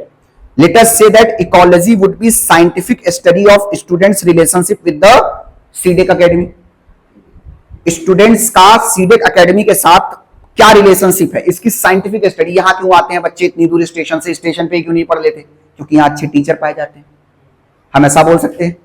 ये क्या है? ये साइंटिफिक स्टडी है. साइंटिफिक सर अपनी तारीफ कर लो पहले आप. कहने का मतलब क्या है कि साइंटिफिक स्टडी कर रहे हैं ना हम लोग, तो ये चीज क्या हो गया? This refers to ecology. Then the सीडेक academy being the environment in which the student studies and set the circumstances. अब लाइब्रेरी है, एनवायरनमेंट अच्छा है, एसी चल रहा है, फैन चल रहा है, लाइटिंग भी अच्छी है, तो इसलिए स्टूडेंट्स आते हैं. ये क्या है? एनवायरनमेंट है यहाँ का. And the circumstances and the set of circumstances surrounding the student in which environment would be teachers, books, other students are said to be ecosystem. तो टीचर, स्टूडेंट, बुक्स, ये आपस में कैसे इंटरेक्ट कर रहे हैं, ये क्या है? हमारा इकोसिस्टम है. समझ में आया? So ecology refers to the scientific study. Scientific study of what? Interactions जो भी हो रही हैं. अब स्टूडेंट और एकेडमी के बीच में क्या रिलेशन है, उसकी साइंटिफिक स्टडी पढ़ना क्या हो जाएगा? इकोलॉजी हो जाएगा. आपस में कैसे इंटरेक्ट कर रहे हैं? इकोसिस्टम. एनवायरनमेंट, जितनी भी चीजें आपको दिख रही हैं, एसी, ये बुक, लाइब्रेरी, तभी सब क्या है? समझ में आ गया? एनवायरनमेंट. ये डिफरेंस आपको ध्यान में रखना. नेक्स्ट, ओके, नेक्स्ट देखो. अब नीचे एक फ्लो चार्ट दिया हुआ है अच्छे से. क्या कह रहा है? देखो, classification of ecosystem. Natural ecosystem हो सकता है, मैन मेड इकोसिस्टम हो सकता है. अभी हमने देखा एक्वेरियम हो जाए, गार्डन हो जाए, डैम हो जाए, क्रॉपलैंड ऑफ मैज हो जाए, राइस, ये सब क्या है? Man made. नेचुरल इकोसिस्टम दो टाइप का है. क्या? कौन कौन सा? टेरेस्ट्रियल इकोसिस्टम और एक्वाटिक इकोसिस्टम. टेरेस्ट्रियल इकोसिस्टम में कौन कौन आ रहा है बताओ? Forest ecosystem, grassland ecosystem, desert ecosystem. Aquatic ecosystem में फ्रेश वाटर इकोसिस्टम आएगा, मेरीन इकोसिस्टम आएगा और ब्रैकिस इकोसिस्टम आएगा. ब्रैकिस इकोसिस्टम क्या होता है? जहां पे फ्रेश वाटर सॉल्ट वाटर से मिलता है, उसको हम लोग बोलते हैं ब्रैकिस इकोसिस्टम. तो ये हमने ब्रॉड क्लासिफिकेशन भी समझ लिया. Terrestrial ecosystem as well as we have the कौन सा इकोसिस्टम? Aquatic ecosystem. समझ में आ गया? Next,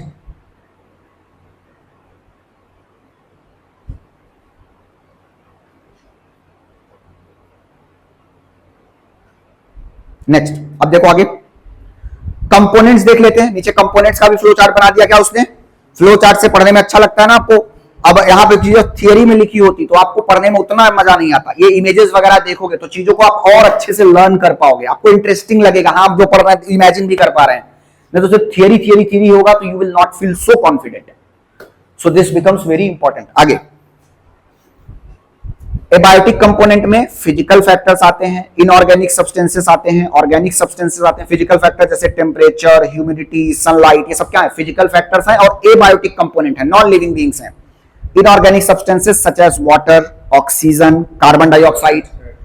organic substances protein, carbohydrate, lipid, fat, ये सब क्या है? Organic substances.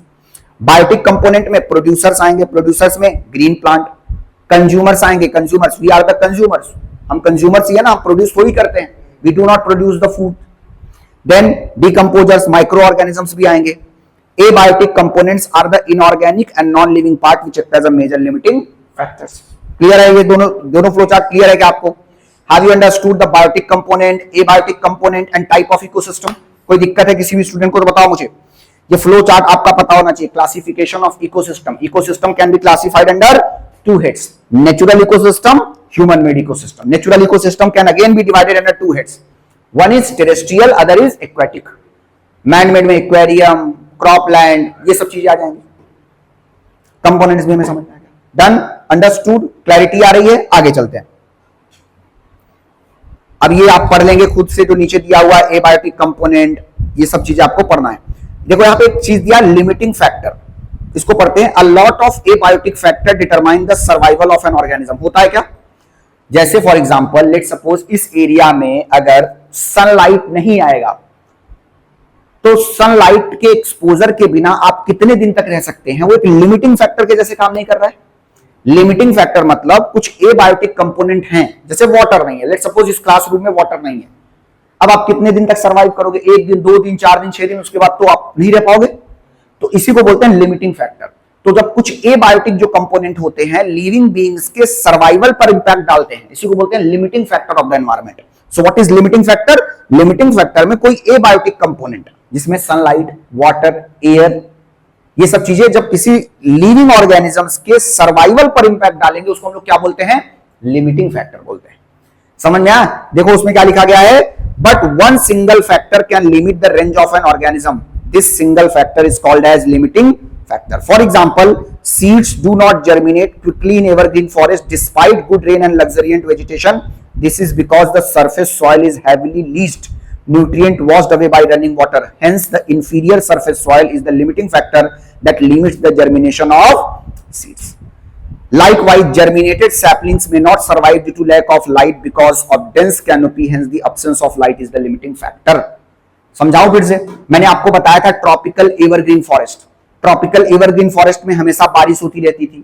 बारिश होने की वजह से जो न्यूट्रिएंट होते थे सॉइल पे वो सब लीच अवे हो जाते थे, बह के बाहर चले जाते थे। तो उसकी वजह से अगर सीड्स कुछ गिरेंगे भी प्लांट के तो वो जर्मिनेट नहीं हो पाएंगे। रीजन सॉइल, वो जो सॉइल न्यूट्रिएंट लेस सॉइल है वो एक लिमिटिंग फैक्टर के जैसे काम कर रहा है।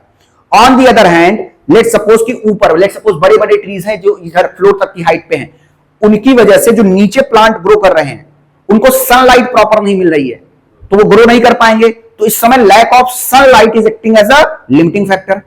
वहां पे nutrient less soil was acting as a limiting factor. So limiting factor is that factor of the environment which act as a limitation on the growth of other ecosystems और other environment और other component और other living organism. समझ में आ गई limiting factor आपको? So this is called as the limiting factor. हमने अभी तक क्या क्या पढ़ा? हमने पढ़ा एनवायरनमेंट क्या है, इकोलॉजी क्या है, इकोसिस्टम क्या है, टाइप्स ऑफ इकोसिस्टम क्या है। समझ रहे हैं ना ये सारी चीजें हम लोग?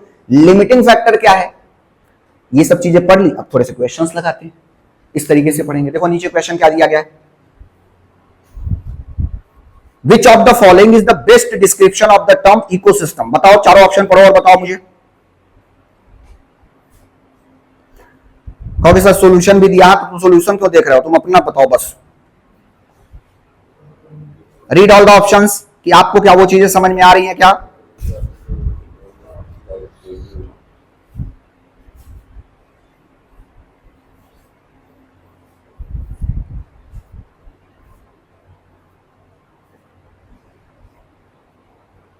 A community of organisms together with the environment in which they live, ये हो जाएगा हमारा क्या? इकोसिस्टम। और देखो द फ्लोरा एंड फौना को तो अलग चीज बोलते हैं। देखो अ community of organisms interacting with one another, केवल वन अनदर के साथ इंटरेक्ट कर रहे हैं, इसलिए वो इकोसिस्टम नहीं है। अभी हमने डिस्कस किया था इकोसिस्टम में one another as well as with the others होगा। हम लोग आपस में कैसे इंटरेक्ट करते हैं और अपने सराउंडिंग से कैसे इंटरेक्ट करते हैं, वो है इकोसिस्टम। सिर्फ आपस में इंटरेक्ट करेंगे तो उसको बोला जाता है इकोलॉजिकल कम्युनिटी। देखो नीचे सॉल्यूशन दिया है ना उसने, a community of organisms interacting with one another will be called as ecological community. Earth inhabited by living organisms, उसको हम लोग क्या बोलते हैं, biosphere. A community of organisms together with the environment in which they live is called as ecosystem. The flora and fauna of a geographical area will be called as biodiversity. समझ में आया कि नहीं समझ में आया? फिर देखो एनवायरमेंट को क्या करा है, ऑलमोस्ट एवरीथिंग और ए स्मॉल रीजन। बायोस्फीयर क्या है, the part of the earth that supports life. Habitat क्या है, area where an organisms live. Ecosystem क्या है, producers, consumers, decomposers and their relationship, it is the functional unit of the environment. और ecology क्या है, study of interactions in an ecosystem. हाँ तो देखो क्वेश्चन, और यूपीएससी 2015 में क्वेश्चन पूछा हुआ, उसका प्रॉपर उसने सॉल्यूशन भी आपको दिया, तो कॉन्फिडेंस भी आता जाएगा आपको कि हाँ हम पढ़ भी रहे हैं, क्वेश्चंस भी लगा रहे हैं, पढ़ भी रहे हैं, क्वेश्चंस भी लगा रहे हैं। इसी तरीके से दूसरा क्वेश्चन देखो क्या कह रहा है, if a tropical rain forest is removed it does not regenerate quickly as compared to a tropical deciduous forest. This is because, बताओ अभी पढ़ा आप लोगों ने, ऑप्शन नंबर ए पढ़ो, the soil of rain forest is deficient in nutrient। यही तो पढ़ा कि जो सॉइल है लीचिंग हो जाएगी, तो वहां पे अगर हटा देंगे तो जल्दी से फॉरेस्ट ग्रो नहीं कर पाएगा। रीजन, सॉइल वहां पे रिच नहीं है। On the other hand deciduous forest को काट दोगे जल्दी से ग्रो कर जाएगा। तो वो कॉन्सेप्चुअल क्लैरिटी देखो हमने जो लिया, तो क्वेश्चंस लगा लिया हमने। समझ में आ गया कि नहीं समझ में आया, उसका सॉल्यूशंस भी हम लोग पढ़ सकते हैं। देखो, the rain forest soil is deficient in nutrients. Rain forest means it rains almost every day. The top soil is continuously washed away nutrients और आल्सो वॉश्ड अवे, इसी को बोलते हैं लीचिंग ऑफ न्यूट्रिएंट्स। उसकी वजह से very little fertility remains in top soil. Most of the seeds don't germinate for years. Regeneration of rain forest is very slow. समझ में आ गया कि नहीं, ये चीज ध्यान रखेंगे। क्लियर है? नेक्स्ट आ जाओ नीचे। मेजर एबायोटिक फैक्टर्स देख लेना, लाइट, रेनफॉल, एटमॉस्फेयर, ये सारी चीजें हम लोग देख सकते हैं। क्लियर हो गया? ओके। नेक्स्ट, अब हम लोग थोड़ा सा ये जो नीचे इमेज दिया गया है, देखो क्या कह रहा है, vertical and latitudinal zonation of vegetation. अगर आप ध्यान से देखेंगे तो आइस कैप्स होते हैं, जो ice cap, tundra, coniferous, mixed forest, deciduous, grassland, desert scrub, chaparral, desert, ये सब चीजें हम लोग बाद में आएगा तो पढ़ेंगे। बस अभी आप एक बार इमेज ये देख लो बस कि आइस एंड स्नो सबसे ऊपर पाया जाएगा, फिर टुंड्रा है, फिर नीडल लीफ मतलब जिसकी जो न्यूक्लियली वो होती हैं, टॉप होता canopy, deciduous forest, tropical rain forest. देखो हाइट के साथ बढ़ती जा रही है ना वो चीजें, ग्रासलैंड, डेजर्ट, ग्राउंड पे, ऐसे मतलब ये टाइप ऑफ क्या है, इकोसिस्टम्स हैं। These are the latitudinal division. Next नीचे आओ, इफेक्ट ऑफ ये सब लाइट, फ्रॉस्ट, टेम्परेचर, नाइट्रोजन। अब देखो एक डाई बैक मैकेनिज्म दिख रहा होगा आपको। Are you able to see die back mechanism? Page number 25 पे देखो। अब एक एक लाइन क्यों नहीं पढ़ रहा हूं, क्योंकि आपको मेजर ओवरव्यू मिल गया। अब लाइट, सनलाइट, इसका इंपैक्ट आप पढ़ सकते हो, घर पे खुद से जाके पढ़ो ये चीजें, ठीक है। अब देखो डाई बैक मैकेनिज्म क्या होता है। Die back refers to the progressive dying usually backward from the tip of any portion of one plant. This is one of the adaptive mechanism to avoid adverse conditions like drought. In this mechanism, the root remains alive for years together, but the shoots die. साल, red sander, silk cotton. किसने समझा die back, बताओ। Die back मतलब कभी भी आप देखो, कभी घर पे आपके तुलसी का पेड़ होगा, तुलसी का पेड़ जो है सूख जाएगा, पत्तियां झड़ जाएंगी। कुछ दिन के बाद जैसे उसको वापस वो जर्मिनेट हो जाएगा, थोड़ा थोड़ा पानी दोगे। नीम का पेड़ देख लो, नीम के पत्ते झड़ जाएंगे, कुछ समय बाद फिर आ जाएगा। क्या ये डाई बैक? ऐसे प्लांट क्यों करते हैं? ताकि उनको वाटर लूज ना करना पड़े, वो एडवर्स एनवायरनमेंट में सर्वाइव कर सके। गर्मियों में या कुछ एडवर्स कंडीशंस होंगे तो प्लांट को टॉप से मतलब टिप से, जहां पे सूट सिस्टम उनका होता है, सूट सिस्टम उनका सूखने लग जाएगा, लेकिन रूट में जान रहेगी, और रूट में जान रहेगी तो वो जर्मिनेट हो जाएंगे। इसलिए कहते हैं कि एग्जाम में आप हार सकते हो, लेकिन मन से मत हारो। मन के हारे हार हैं, मन के जीते जीत। आपने छावा मूवी सुना भी होगा ना, उनका डायलॉग क्या था उनका, कोई बता सकता है पूरा? वो देखा किसने लोगों ने देखा छावा मूवी? देखा ही नहीं छावा मूवी, क्यों? देख लो, अच्छा तो बनाया मूवी। छत्रपति संभाजी महाराज के बारे में बताया अच्छे से कि भाई क्या क्या एट्रोसिटीज औरंगजेब ने कमिट किया। मूवीज नहीं देखते आप लोग? नहीं इंटरेस्ट है मूवीज में? देख लो, एक दिन टाइम निकाल के। हाँ, आपने देखा? क्यों not interested in this type of movies? अच्छा अच्छा, थिएटर नहीं गया तो अभी टेलीग्राम पे नहीं आया है, लिंक आ ही जाएगा कहीं ना कहीं से। देंगे ही आपको, देखो पता है ना तुरंत इन्होंने। आगे, तो डाई बैक का मतलब क्या होता है? Progressive dying. प्रोग्रेसिव डाइंग मतलब धीरे धीरे डाई होगा, जिसमें सूट सिस्टम हमारा कंप्लीटली खत्म हो जाएगा। लेट सपोज अगर ये एक प्लांट है और इसका सूट सिस्टम यहां पे मान लेते हैं, तो यहां से ये डाई करना चालू करेगा, लेकिन इसके रूट्स में जो है जान रहेगी, हमेशा ध्यान रखेंगे, इसके रूट्स रहेंगे ना, यहां पे जान रहेगी, और उसकी वजह से क्या होगा, बाद में इसको वाटर वगैरह मिल गया अगर, तो ये फिर से रीगेन कर जाएगा, फिर से ये ग्रो करने लग जाएगा। ठीक है, ऐसा क्यों कर पाते हैं ये लोग? क्योंकि ये डाई बैक मैकेनिज्म में जाते हैं। और ऐसा क्यों करते हैं? तो आपसे पूछेगा, die back is often mentioned in the news. क्या होता है डाई बैक?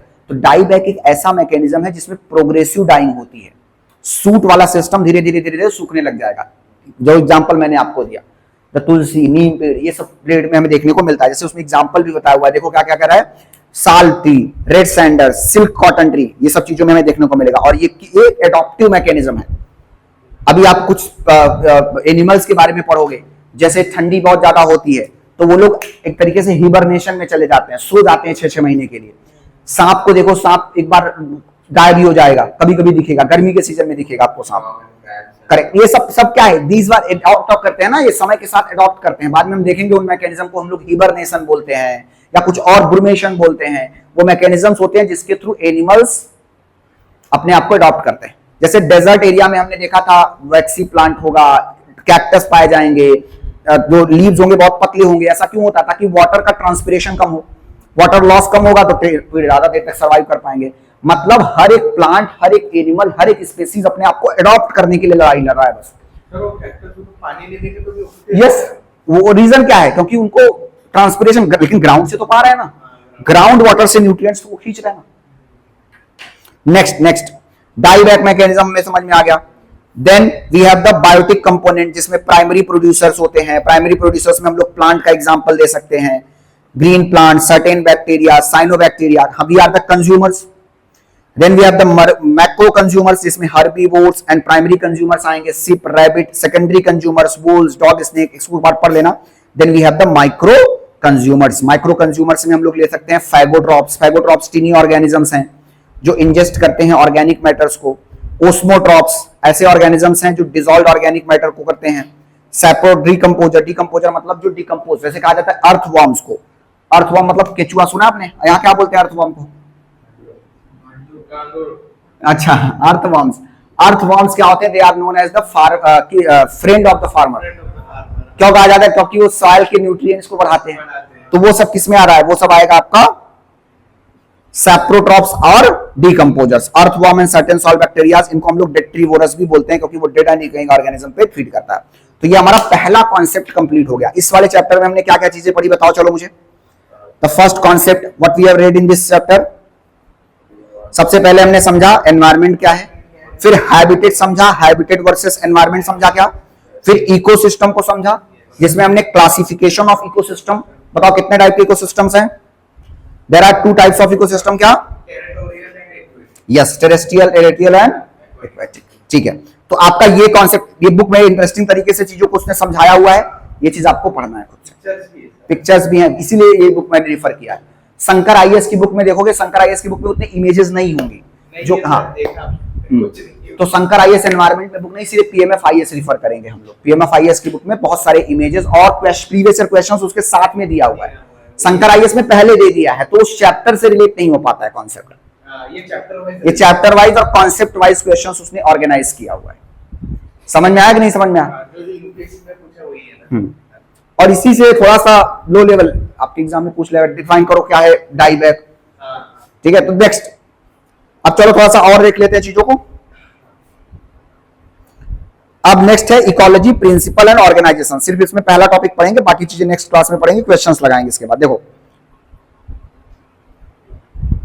अब इस चैप्टर, इस कॉन्सेप्ट में क्या कह रहा है? Principle and organisation. The term ecology, अभी बताया, the term ecology has been derived from 2 Greek word, oikos meaning home and logos means study. So ecology is the branch of biology concerned with the relation of organisms to one another, जिसमें energy flow होती है, mineral cycling होती है, their physical surroundings, levels of organisms in ecology या organisations. कितने organisations हैं? अभी मैंने डिस्कस किया था 6, individuals, organisms, population, communities, ecosystem, biomes and biosphere. लेकिन सर ये चीज बोल के नहीं फील हो रहा है। अब देखो यहां नीचे इमेज दिया हुआ है उसने, देख पा रहे हो आप लोग? अगर इसमें समझें तो सेल से क्या होगा? सेल से टिश्यू तैयार होगा। द ग्रुप ऑफ सेल्स, पहले सबसे समझो ये एटम, एटम से क्या बनता है? मॉलिक्यूल्स, मॉलिक्यूल से प्रोटोप्लाज्म, प्रोटोप्लाज्म में सेल बनेगा, सेल से टिश्यू बनता है, टिश्यू से ऑर्गन बनता है, ऑर्गन से एक ऑर्गेनिज्म या इंडिविजुअल बनता है, और फिर उससे पॉपुलेशन, फिर पॉपुलेशन के ऊपर कम्युनिटी, फिर इकोसिस्टम, फिर बायोम, फिर बायोस्फीयर, फिर अर्थ। और earth is a part of solar system, solar system is a part of Galaxy, Galaxy is a part of universe. उसने पूरा इस इमेज के थ्रू बता दिया ना आपको। आपसे कह देगा अरेंज करो ऑर्डर में, इनमें से 3-4 चीजें देगा, individual, organisms, population, community, ecosystem, biome और बायोस्फीयर। समझ में आ रहा है कि नहीं समझ में आ रहा है? ये सब चीजें आप ध्यान रखेंगे। जैसे देखो इंडिविजुअल एंड स्पीसीज क्या होता है? An organism is an individual living being that can act or function independently. Species are a group of living organisms consisting of similar individuals capable of exchanging genes. They are considered a basic unit of taxonomy. Taxonomy मतलब होता है classification of organisms. जैसे इसे हम बोलते हैं, जैसे हम लोग क्या ह्यूमंस हैं, ह्यूमन बीइंग क्या है? एक ऑर्गेनिज्म है, लेकिन हम किस स्पेसीज से बिलोंग करते हैं? Homo sapiens. We are the species of Homo sapiens. इसी तरीके से पॉपुलेशन होती है। The population is a community of interbreeding organism. जब सेम लोग, जैसे फॉर एग्जांपल हम लोग बोलते हैं कि थाने डिस्ट्रिक्ट की पॉपुलेशन लेट से 1 करोड़ है, तो 1 करोड़ मतलब क्या? यहां 1 करोड़ लोग रहते हैं। We are not counting some other species. हम सिर्फ जब बोलते हैं पॉपुलेशन में तो हम सिर्फ ह्यूमंस को काउंट करते हैं ना। एनिमल की तो अलग लाइव स्टॉक सेंसस होगी, लेकिन जब हम ह्यूमन सेंसस में बोल देते हैं कि महाराष्ट्र के थाने डिस्ट्रिक्ट की पॉपुलेशन लेट से 1 करोड़ है, तो यहां पे पॉपुलेशन मतलब ह्यूमन स्पेसीज यहां पे कितनी है? तो मतलब जब ह्यूमन, एक ही पॉपुलेशन, एक ही ग्रुप के स्पेसीज जो होंगे या एक ही कम्युनिटी के जो लोग होंगे, जब साथ में आते हैं उसको हम लोग क्या बोलते हैं? पॉपुलेशन बोलते हैं। समझ में आ रहा है? नेक्स्ट थर्ड देखेंगे तो क्या कर रहा है? Identify population using pug marks. ऐसे कह सकते हैं in large mobile animals like tiger, leopard. Pug marks मतलब उनके जो फुट स्टेप्स होते हैं, वो चीजें हम कह सकते हैं। ठीक है, तो the study of pug marks can provide the following interactions, presence of different species in an area, foot imprint. Pug marks मतलब क्या होता है?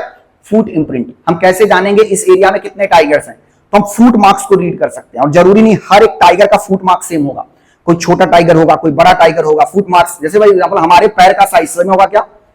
सबके पैर का साइज अलग होगा ना।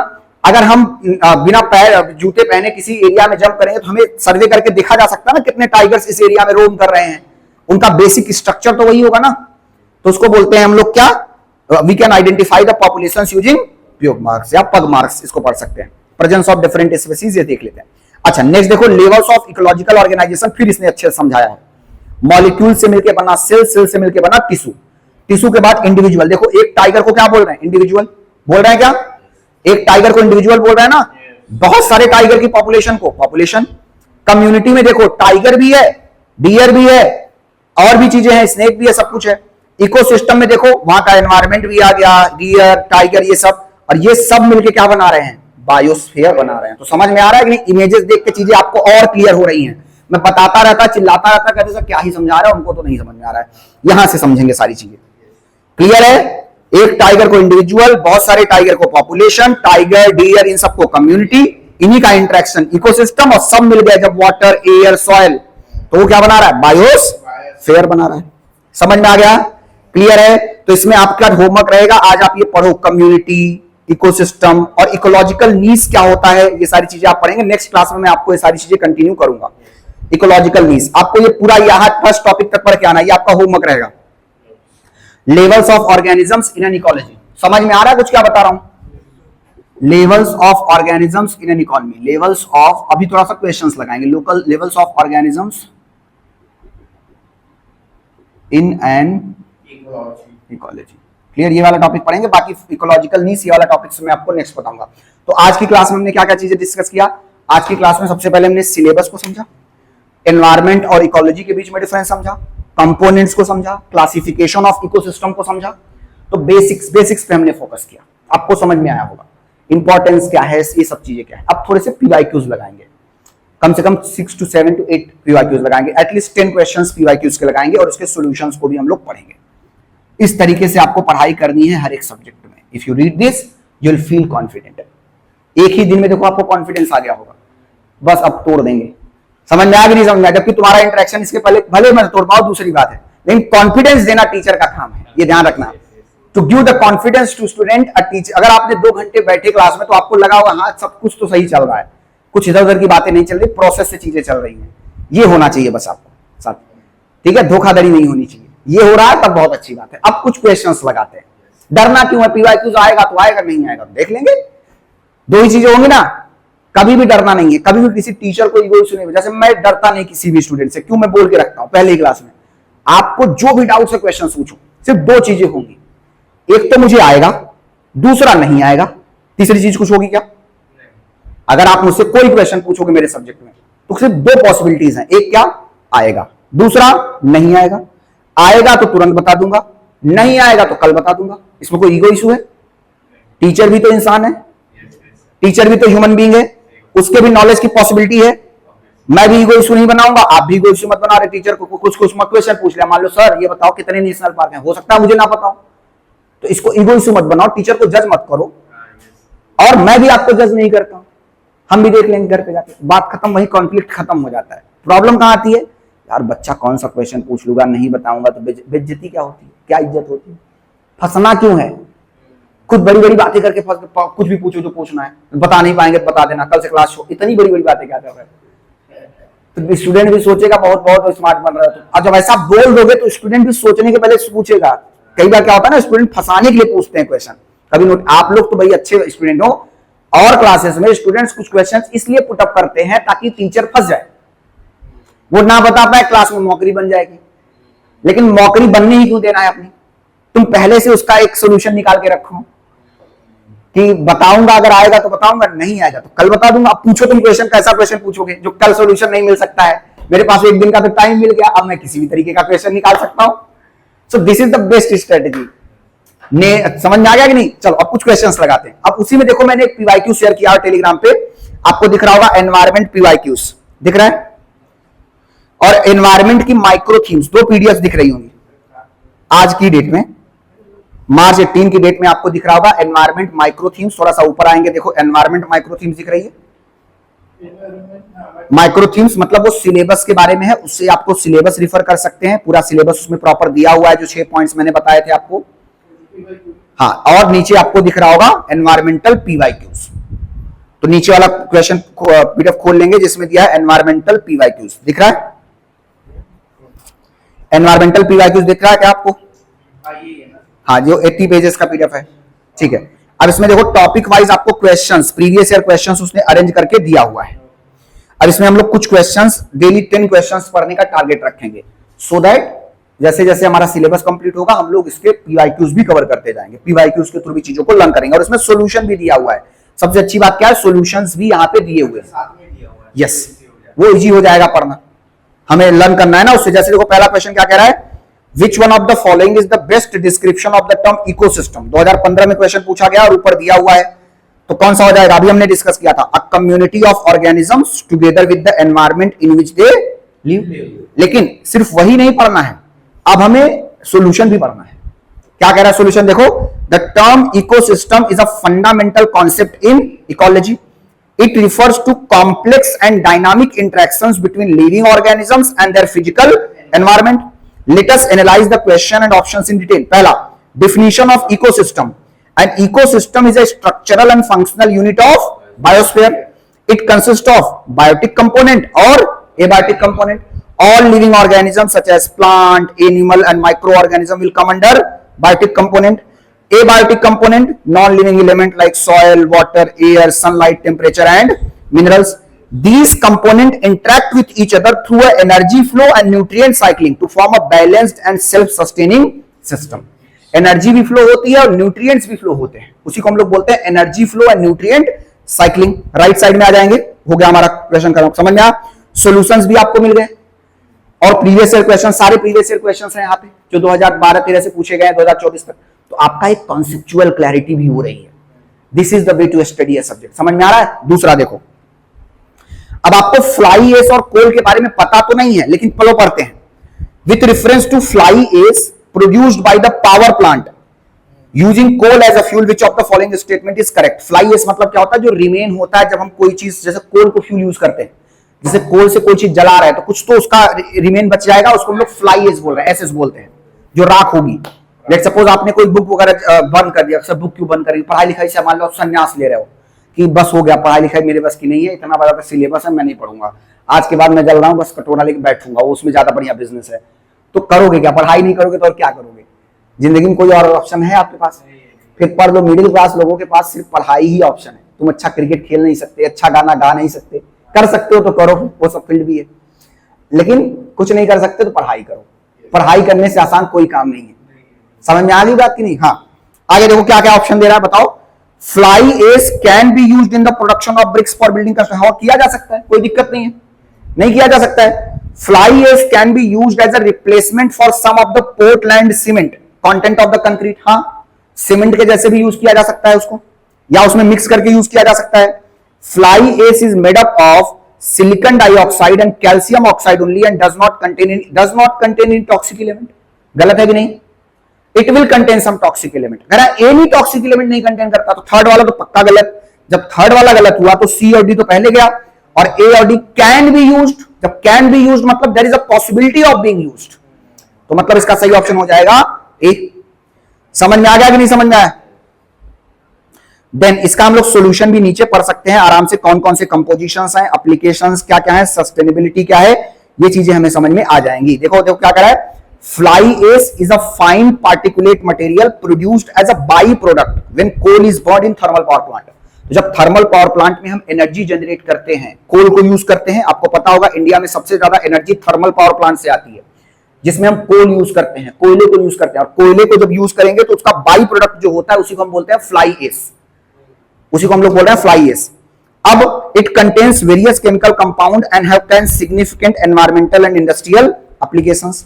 First, fly ash can be used in the production of bricks for building construction. Yes, fly ash is widely used in making bricks because it has pozzolanic properties, meaning it react with calcium. लेकिन इतने detail में हमें नहीं जाना है, सिर्फ general एक understanding रखनी है। हाँ, कर सकता है, यूज कर सकते हैं। Second, fly ash can be used as a replacement for the some of the Portland cement content of the concrete. Yes, supplementary cementitious material के जैसे यूज कर सकते हैं। बट थर्ड वाला स्टेटमेंट देखो, fly ash is made up of silicon dioxide and calcium oxide only and does not contain. तो क्या जरूरी है क्या कि फ्लाई एश में सिर्फ दो कंपोनेंट होंगे? और भी तो हो सकते हैं। नीचे देखो उसने प्रॉपर बताया हुआ है।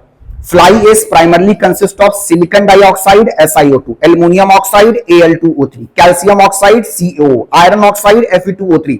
समझ में आ रहा है? तो केमिकल कंपोजिशन में सिर्फ और सिर्फ दो चीजें नहीं है, दो से ज्यादा भी चीजें हैं, silicon oxide, calcium oxide, aluminium oxide, iron oxide. Clear? फिर उसके बाद देखो फ्लाई एश के वो एप्लीकेशंस भी बता रहा है। कंस्ट्रक्शन इंडस्ट्री में यूज होता है, सॉइल स्टेबलाइजेशन में यूज हो सकता है, वेस्ट मैनेजमेंट में यूज हो सकता है, एंड एनवायरमेंटल कंसर्न्स भी हैं। Toxic element can leach into ground water if not managed properly. तो देखो हमने सिर्फ क्वेश्चंस नहीं पढ़ा, अब हमारा फ्लाई एश से रिलेटेड टॉपिक तैयार हो गया। हम भले ही 5 क्वेश्चन डेली सॉल्व करेंगे एनवायरमेंट से, तो जितने दिन आपकी एनवायरमेंट की क्लास होगी आपको डेली 10 to 15 क्वेश्चंस इस पीपीटी से पढ़ना है। हाँ, यस, 2013 से लेकर 24 तक 80 से 100 पीवाईक्यूज आपको पूरे, आई थिंक 80 to 100 क्वेश्चंस हैं इसमें। ये पूरे पीवाईक्यूज इसी तरीके से सॉल्यूशन दिए हुए, तो हमें कॉन्फिडेंट भी आ जाएगा। समझ में आ रहा है कि नहीं समझ में आ रहा है? क्लियर है? अंडरस्टूड? करेंगे क्या ये सारी चीजें आप लोग? चलो एक आध दो क्वेश्चन और देख लेते हैं। क्वेश्चन नंबर 3 देखो, bio remediation technique in the context of solving pollution problems. Pollution की प्रॉब्लम को सॉल्व करने के लिए what are the advantages and of bio remediation technique. Bio remediation मतलब, बायो मतलब क्या है? Bio means living beings, remediation मतलब सॉल्यूशन।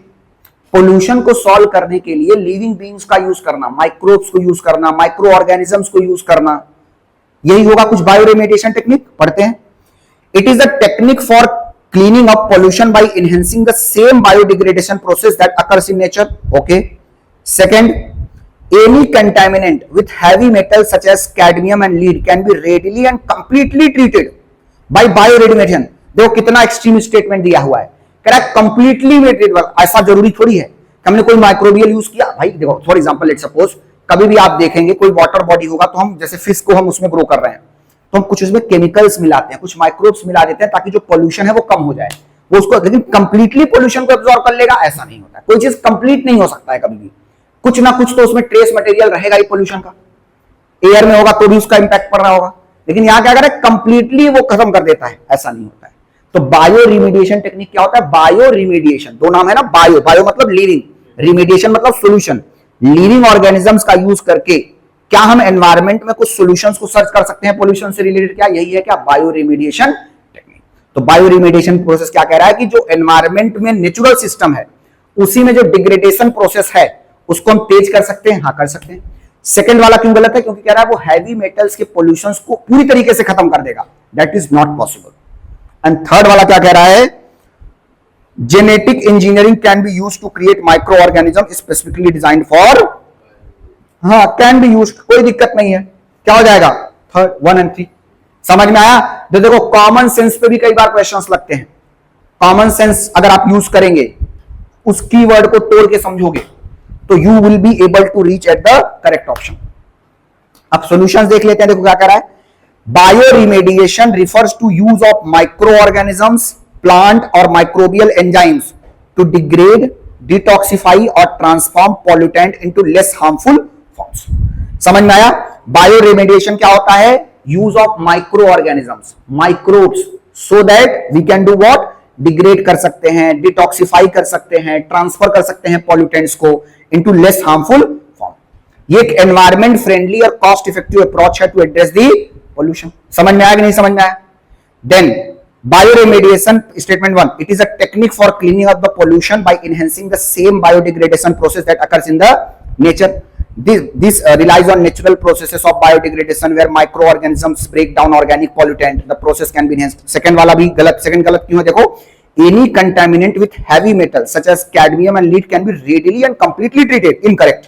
क्यों? क्योंकि heavy metals like cadmium and lead cannot be biodegraded because they are the elements that cannot be broken down into simpler substances. समझ में आ गया कि नहीं समझ में आ गया? Let assume कि वो break down ही हो जाएगा, पूरी तरीके से कैसे खत्म हो जाएगा? जब एक्सट्रीम स्टेटमेंट देगा, कहेगा कि मेरे पास एक ऐसी दवा है ना, पूरी अभी पोल्यूशन ही खत्म कर दूंगा, नहीं, कुछ तो पोल्यूशन रहेगा। समझ में आ गया नहीं समझ में आ गया? कहेंगे ऐसा मैं एक गैस, ये ऐसे क्या बोलते हैं उसको, स्प्रे छोड़ देता हूं जिसकी वजह से जितने भी माइक्रो ऑर्गेनिजम्स होंगे सब खत्म हो जाएंगे। तुम्हारी बॉडी में तो है, उसको कैसे खत्म कर दोगे? तो तुम ही नहीं बचोगे। तो कहने का मतलब क्या है? कोई चीज जब एक्सट्रीम स्टेटमेंट होगा उससे हमें बचने की कोशिश करनी है। ओनली यूज कर दिया, कंप्लीटली यूज कर दिया, नन यूज कर दिया, सम यूज कर दिया, तो हमें थोड़ा सा अवेयर हो जाना है। समझ में आया कि नहीं समझ में आया? क्वेश्चन सॉल्व करने की टेक्निक क्या होती है? Done, understood? आगे देखो, नेक्स्ट क्वेश्चन पे आ जाओ। तो ये सब देख लेना, जेनेटिक इंजीनियरिंग। आप देखो उसने बायो रेमेडिएशन की सारी चीजों को उसने समझाया हुआ है अच्छे से। एडवांटेजेस क्या होते हैं, लिमिटेशंस क्या हैं, टाइप्स क्या हैं, ये सब चीजें। नेक्स्ट क्वेश्चन नंबर 4 देखो क्या है। क्वेश्चन नंबर 4 कह रहा है biological oxygen demand is a standard criteria for. अब देखो इसके नाम में ही है बायोलॉजिकल ऑक्सीजन डिमांड। बायोलॉजिकल और बायोलॉजिकल मतलब related with living beings. Oxygen की कितनी डिमांड है? अब एनवायरमेंट का कॉन्सेप्ट पढ़ रहे हैं तो उसमें क्या होगा कि जो माइक्रोबियल ऑर्गेनिजम्स होंगे, जो माइक्रो ऑर्गेनिजम्स होंगे, जब उनको किसी चीज को डिकम्पोज करना होगा, जब उन्हें किसी चीज को डिग्रेड करना होगा, ब्रेक डाउन करना होगा, तो उन्हें कितने ऑक्सीजन की डिमांड हो रही है। और याद रखना, जैसे लेट सपोज कोई एक वाटर बॉडी है, वहां पे बायोलॉजिकल ऑक्सीजन डिमांड 10 ग्राम पर मिलीमीटर क्यूब था, अब वो बढ़ के 20 मिलीग्राम पर मिलीमीटर क्यूब हो गया। इसका मतलब वहां पोल्यूशन ज्यादा है। जहां पे पोल्यूशन ज्यादा होगा वहां के माइक्रो ऑर्गेनिजम्स को ज्यादा ऑक्सीजन की डिमांड पड़ेगी ताकि उसको ब्रेक डाउन कर सके। So biological oxygen demand is the oxygen demand by microbes to decompose the organic matter. समझ में आया कि नहीं समझ में आया? Have you understood biological oxygen demand? BOD, BOD refers to the oxygen demand by the microorganisms to decompose what? Organic matter. देखो अब बताओ उसमें करेक्ट ऑप्शन कौन सा हो जाएगा? और वो पोल्यूशन को भी मेजर करता है ना। देखो measuring oxygen level in blood, उससे तो मतलब नहीं है। Computing oxygen level in forest ecosystem, no. Pollution assessment, अभी बताया ना कि अगर मान लो किसी एक्वाटिक इकोसिस्टम में पहले हमें चाहिए था 10 ग्राम पर मिलीमीटर क्यूब ऑक्सीजन, अब उसमें 20 बढ़ गया, तो मतलब हमें पोल्यूशन वहां पे ज्यादा हो गया है। तो बायोलॉजिकल ऑक्सीजन डिमांड किसी भी इकोसिस्टम का पोल्यूशन बताता है। क्यों? क्योंकि पोल्यूशन जितना ज्यादा होगा उतना ज्यादा ऑक्सीजन की डिमांड होगी। जैसे फॉर एग्जांपल इस एरिया में पोल्यूशन बहुत ज्यादा हो जाए, इस रूम में, तो हमें जल्दी जल्दी ऑक्सीजन लेने की जरूरत पड़ेगी ना। लेट्स सपोज एयर पोल्यूशन बहुत ज्यादा है, कभी भी देखो सफोकेशन जब होता है, आपको सांस लेने में दिक्कत होती है तो आप सांस जल्दी जल्दी खींचते हो, ज्यादा ऑक्सीजन लेने की कोशिश करते हो, उससे बचने की कोशिश करते हो आप, तो वही बताता है पोल्यूशन। तो मतलब ऑक्सीजन की डिमांड उस समय ज्यादा होती है जब पोल्यूशन होता है एनवायरमेंट में। तो स्मूथ भी आप सांस लेते रहोगे, चीजें आपके लिए नॉर्मल हो जाएंगी। आगे देखो उसका सॉल्यूशन पढ़ लो। Biological oxygen demand is a key indicator, की इंडिकेटर है जो यूज किया जाता है एनवायरमेंटल साइंस में to measure the amount of oxygen required by microorganisms to decompose organic matter in water. बताया ना यही चीज, हाँ यस, वाटर बॉडी में, ठीक है। तो याद रखेंगे micro, it serves as a standard criteria for assessing pollution level in aquatic ecosystem. Aquatic ecosystem में ही ये चीज होगा। तो बायोलॉजिकल ऑक्सीजन डिमांड से हम क्या समझते हैं? बायोलॉजिकल ऑक्सीजन डिमांड से हम समझते हैं कि माइक्रो ऑर्गेनिजम्स को कितना ऑक्सीजन जरूरत है ताकि वो डिकम्पोज कर सके, डिकम्पोज मतलब ब्रेक डाउन कर सके, खत्म कर सके, डाइजेस्ट कर सके, किसको? पोल्यूशंस को या ऑर्गेनिक मैटर को, ठीक। इसी तरह को वाई बीओडी इज इंपॉर्टेंट, ये सब चीजें देख लेना। बीओडी क्या कर रहा है? BOD is the amount of dissolved oxygen needed by aerobic microorganism. Aerobic microorganisms are those organisms which need oxygen, air, to break down organic matter in a given water sample over a specific period. Indicator high BOD level indicate high organic pollution, meaning the water contains a large amount of biodegradable organic material. Low BOD level indicate cleaner water with less organic pollutant. समझ में आ गया? Done. Then chemical oxygen, देखो complementary measures में क्या कह रहा है? एक है chemical oxygen demand, COD. COD measure करता है both biodegradable and non biodegradable organic matter. तो मतलब केमिकल ऑक्सीजन डिमांड क्या है? Chemical oxygen demand is the demand of oxygen for chemical decomposition. और जब केमिकल डिकम्पोजिशन होगा तो उसमें ऑर्गेनिक मैटर भी डिकम्पोज होंगे और इनऑर्गेनिक मैटर भी डिकम्पोज होंगे, उसी को हम लोग बोलते हैं केमिकल ऑक्सीजन डिमांड। तो बायोलॉजिकल ऑक्सीजन डिमांड समझ में आए? BOD refers to what? चलो बताओ मुझे। बीओडी रिफर करता है किस चीज से? कि कितना ऑक्सीजन डिमांड है माइक्रो ऑर्गेनिजम्स के द्वारा ताकि वो ऑर्गेनिक मैटर को डिकम्पोज कर सके। और केमिकल ऑक्सीजन डिमांड में ऑर्गेनिक और इनऑर्गेनिक दोनों के डिकम्पोजिशन की बात हो रही होती है। Then we have the dissolved oxygen. Dissolved oxygen में डायरेक्टली असेस करता है the availability of oxygen in water, कितना डिसॉल्व है उसमें ऑक्सीजन। समझ में आ गया? क्लियर है? कोई दिक्कत परेशानी है क्या? एक लास्ट क्वेश्चन देख लेते हैं। Consider the following: carbon monoxide, methane, ozone, sulphur dioxide, which of the above are released into atmosphere due to burning of crop? कुछ सभी हो सकता है, all the above, क्योंकि कार्बन डाई मोनोऑक्साइड भी हो सकता है, मीथेन, मतलब थोड़ा बहुत अमाउंट तो हर चीज का होगा ना, तो इसमें ऑल द एबव हो जाएगा। 1 2 3 4 इसमें आप सॉल्यूशन पढ़ सकते हैं। क्लियर है? समझ में आया क्या? तो हमने 5 क्वेश्चंस के थ्रू 5 कॉन्सेप्ट समझा। सबसे पहले हमने समझा इकोसिस्टम क्या होता है, इकोसिस्टम को हमने समझा, कंपोनेंट्स ऑफ इकोसिस्टम को समझा। सेकंड हमने फ्लाई एश समझा। फ्लाई एश क्या था? Fly ash was the remain of thermal power plant. हमने समझा ना ये चीज। देन थर्ड अगर हम लोग समझने जाएंगे, थर्ड हमारा था bio remediation. What is bio? देखो आप सिर्फ क्वेश्चंस मत देखो, क्वेश्चंस के थ्रू कॉन्सेप्ट में लिंक करते चलो। पहले ही क्लास में आपको मैंने यहां से यहां ले आ दिया कि आप पीवाईक्यूज लगाने लग गए। बात समझ रहे हो कि नहीं समझ रहे हो? और लोगों ने पढ़ेंगे पहले 20 दिन, क्यों पढ़ोगे? पहले दिन से क्यों नहीं लगाओगे? तो मतलब कहने का है हम कॉन्सेप्ट तो लर्न कर रहे हैं ना, सिर्फ क्वेश्चन का ऑप्शन नंबर ए सही है, बी सही है, तब तो आपको नहीं समझ में आता। उसके डिटेल सॉल्यूशंस भी तो देख रहे हो। अगर हमने 80 कॉन्सेप्ट डिस्कस किया तो हमारे 80 क्वेश्चंस तो तैयार हुए। इकोनॉमिक इकोसिस्टम का एक मेजर टॉपिक तो तैयार हुआ। तो हमने सबसे पहले समझा इकोसिस्टम की डिफिनीशन क्या है, फिर हमने बायो रिमेडिएशन समझा, फ्लाई एश और उसके एप्लीकेशंस को समझा, फिर बायोलॉजिकल ऑक्सीजन डिमांड समझा। और जब हम बर्न करेंगे, let's suppose the burning of crop और रेसिड्यू, तो क्या क्या चीजें रिमूव हो सकती हैं, वो सब चीजें। तो आपको ये 5 क्वेश्चन फिर से जाके घर पे सॉल्यूशंस पढ़ना है, उसके नोट्स बनाने हैं।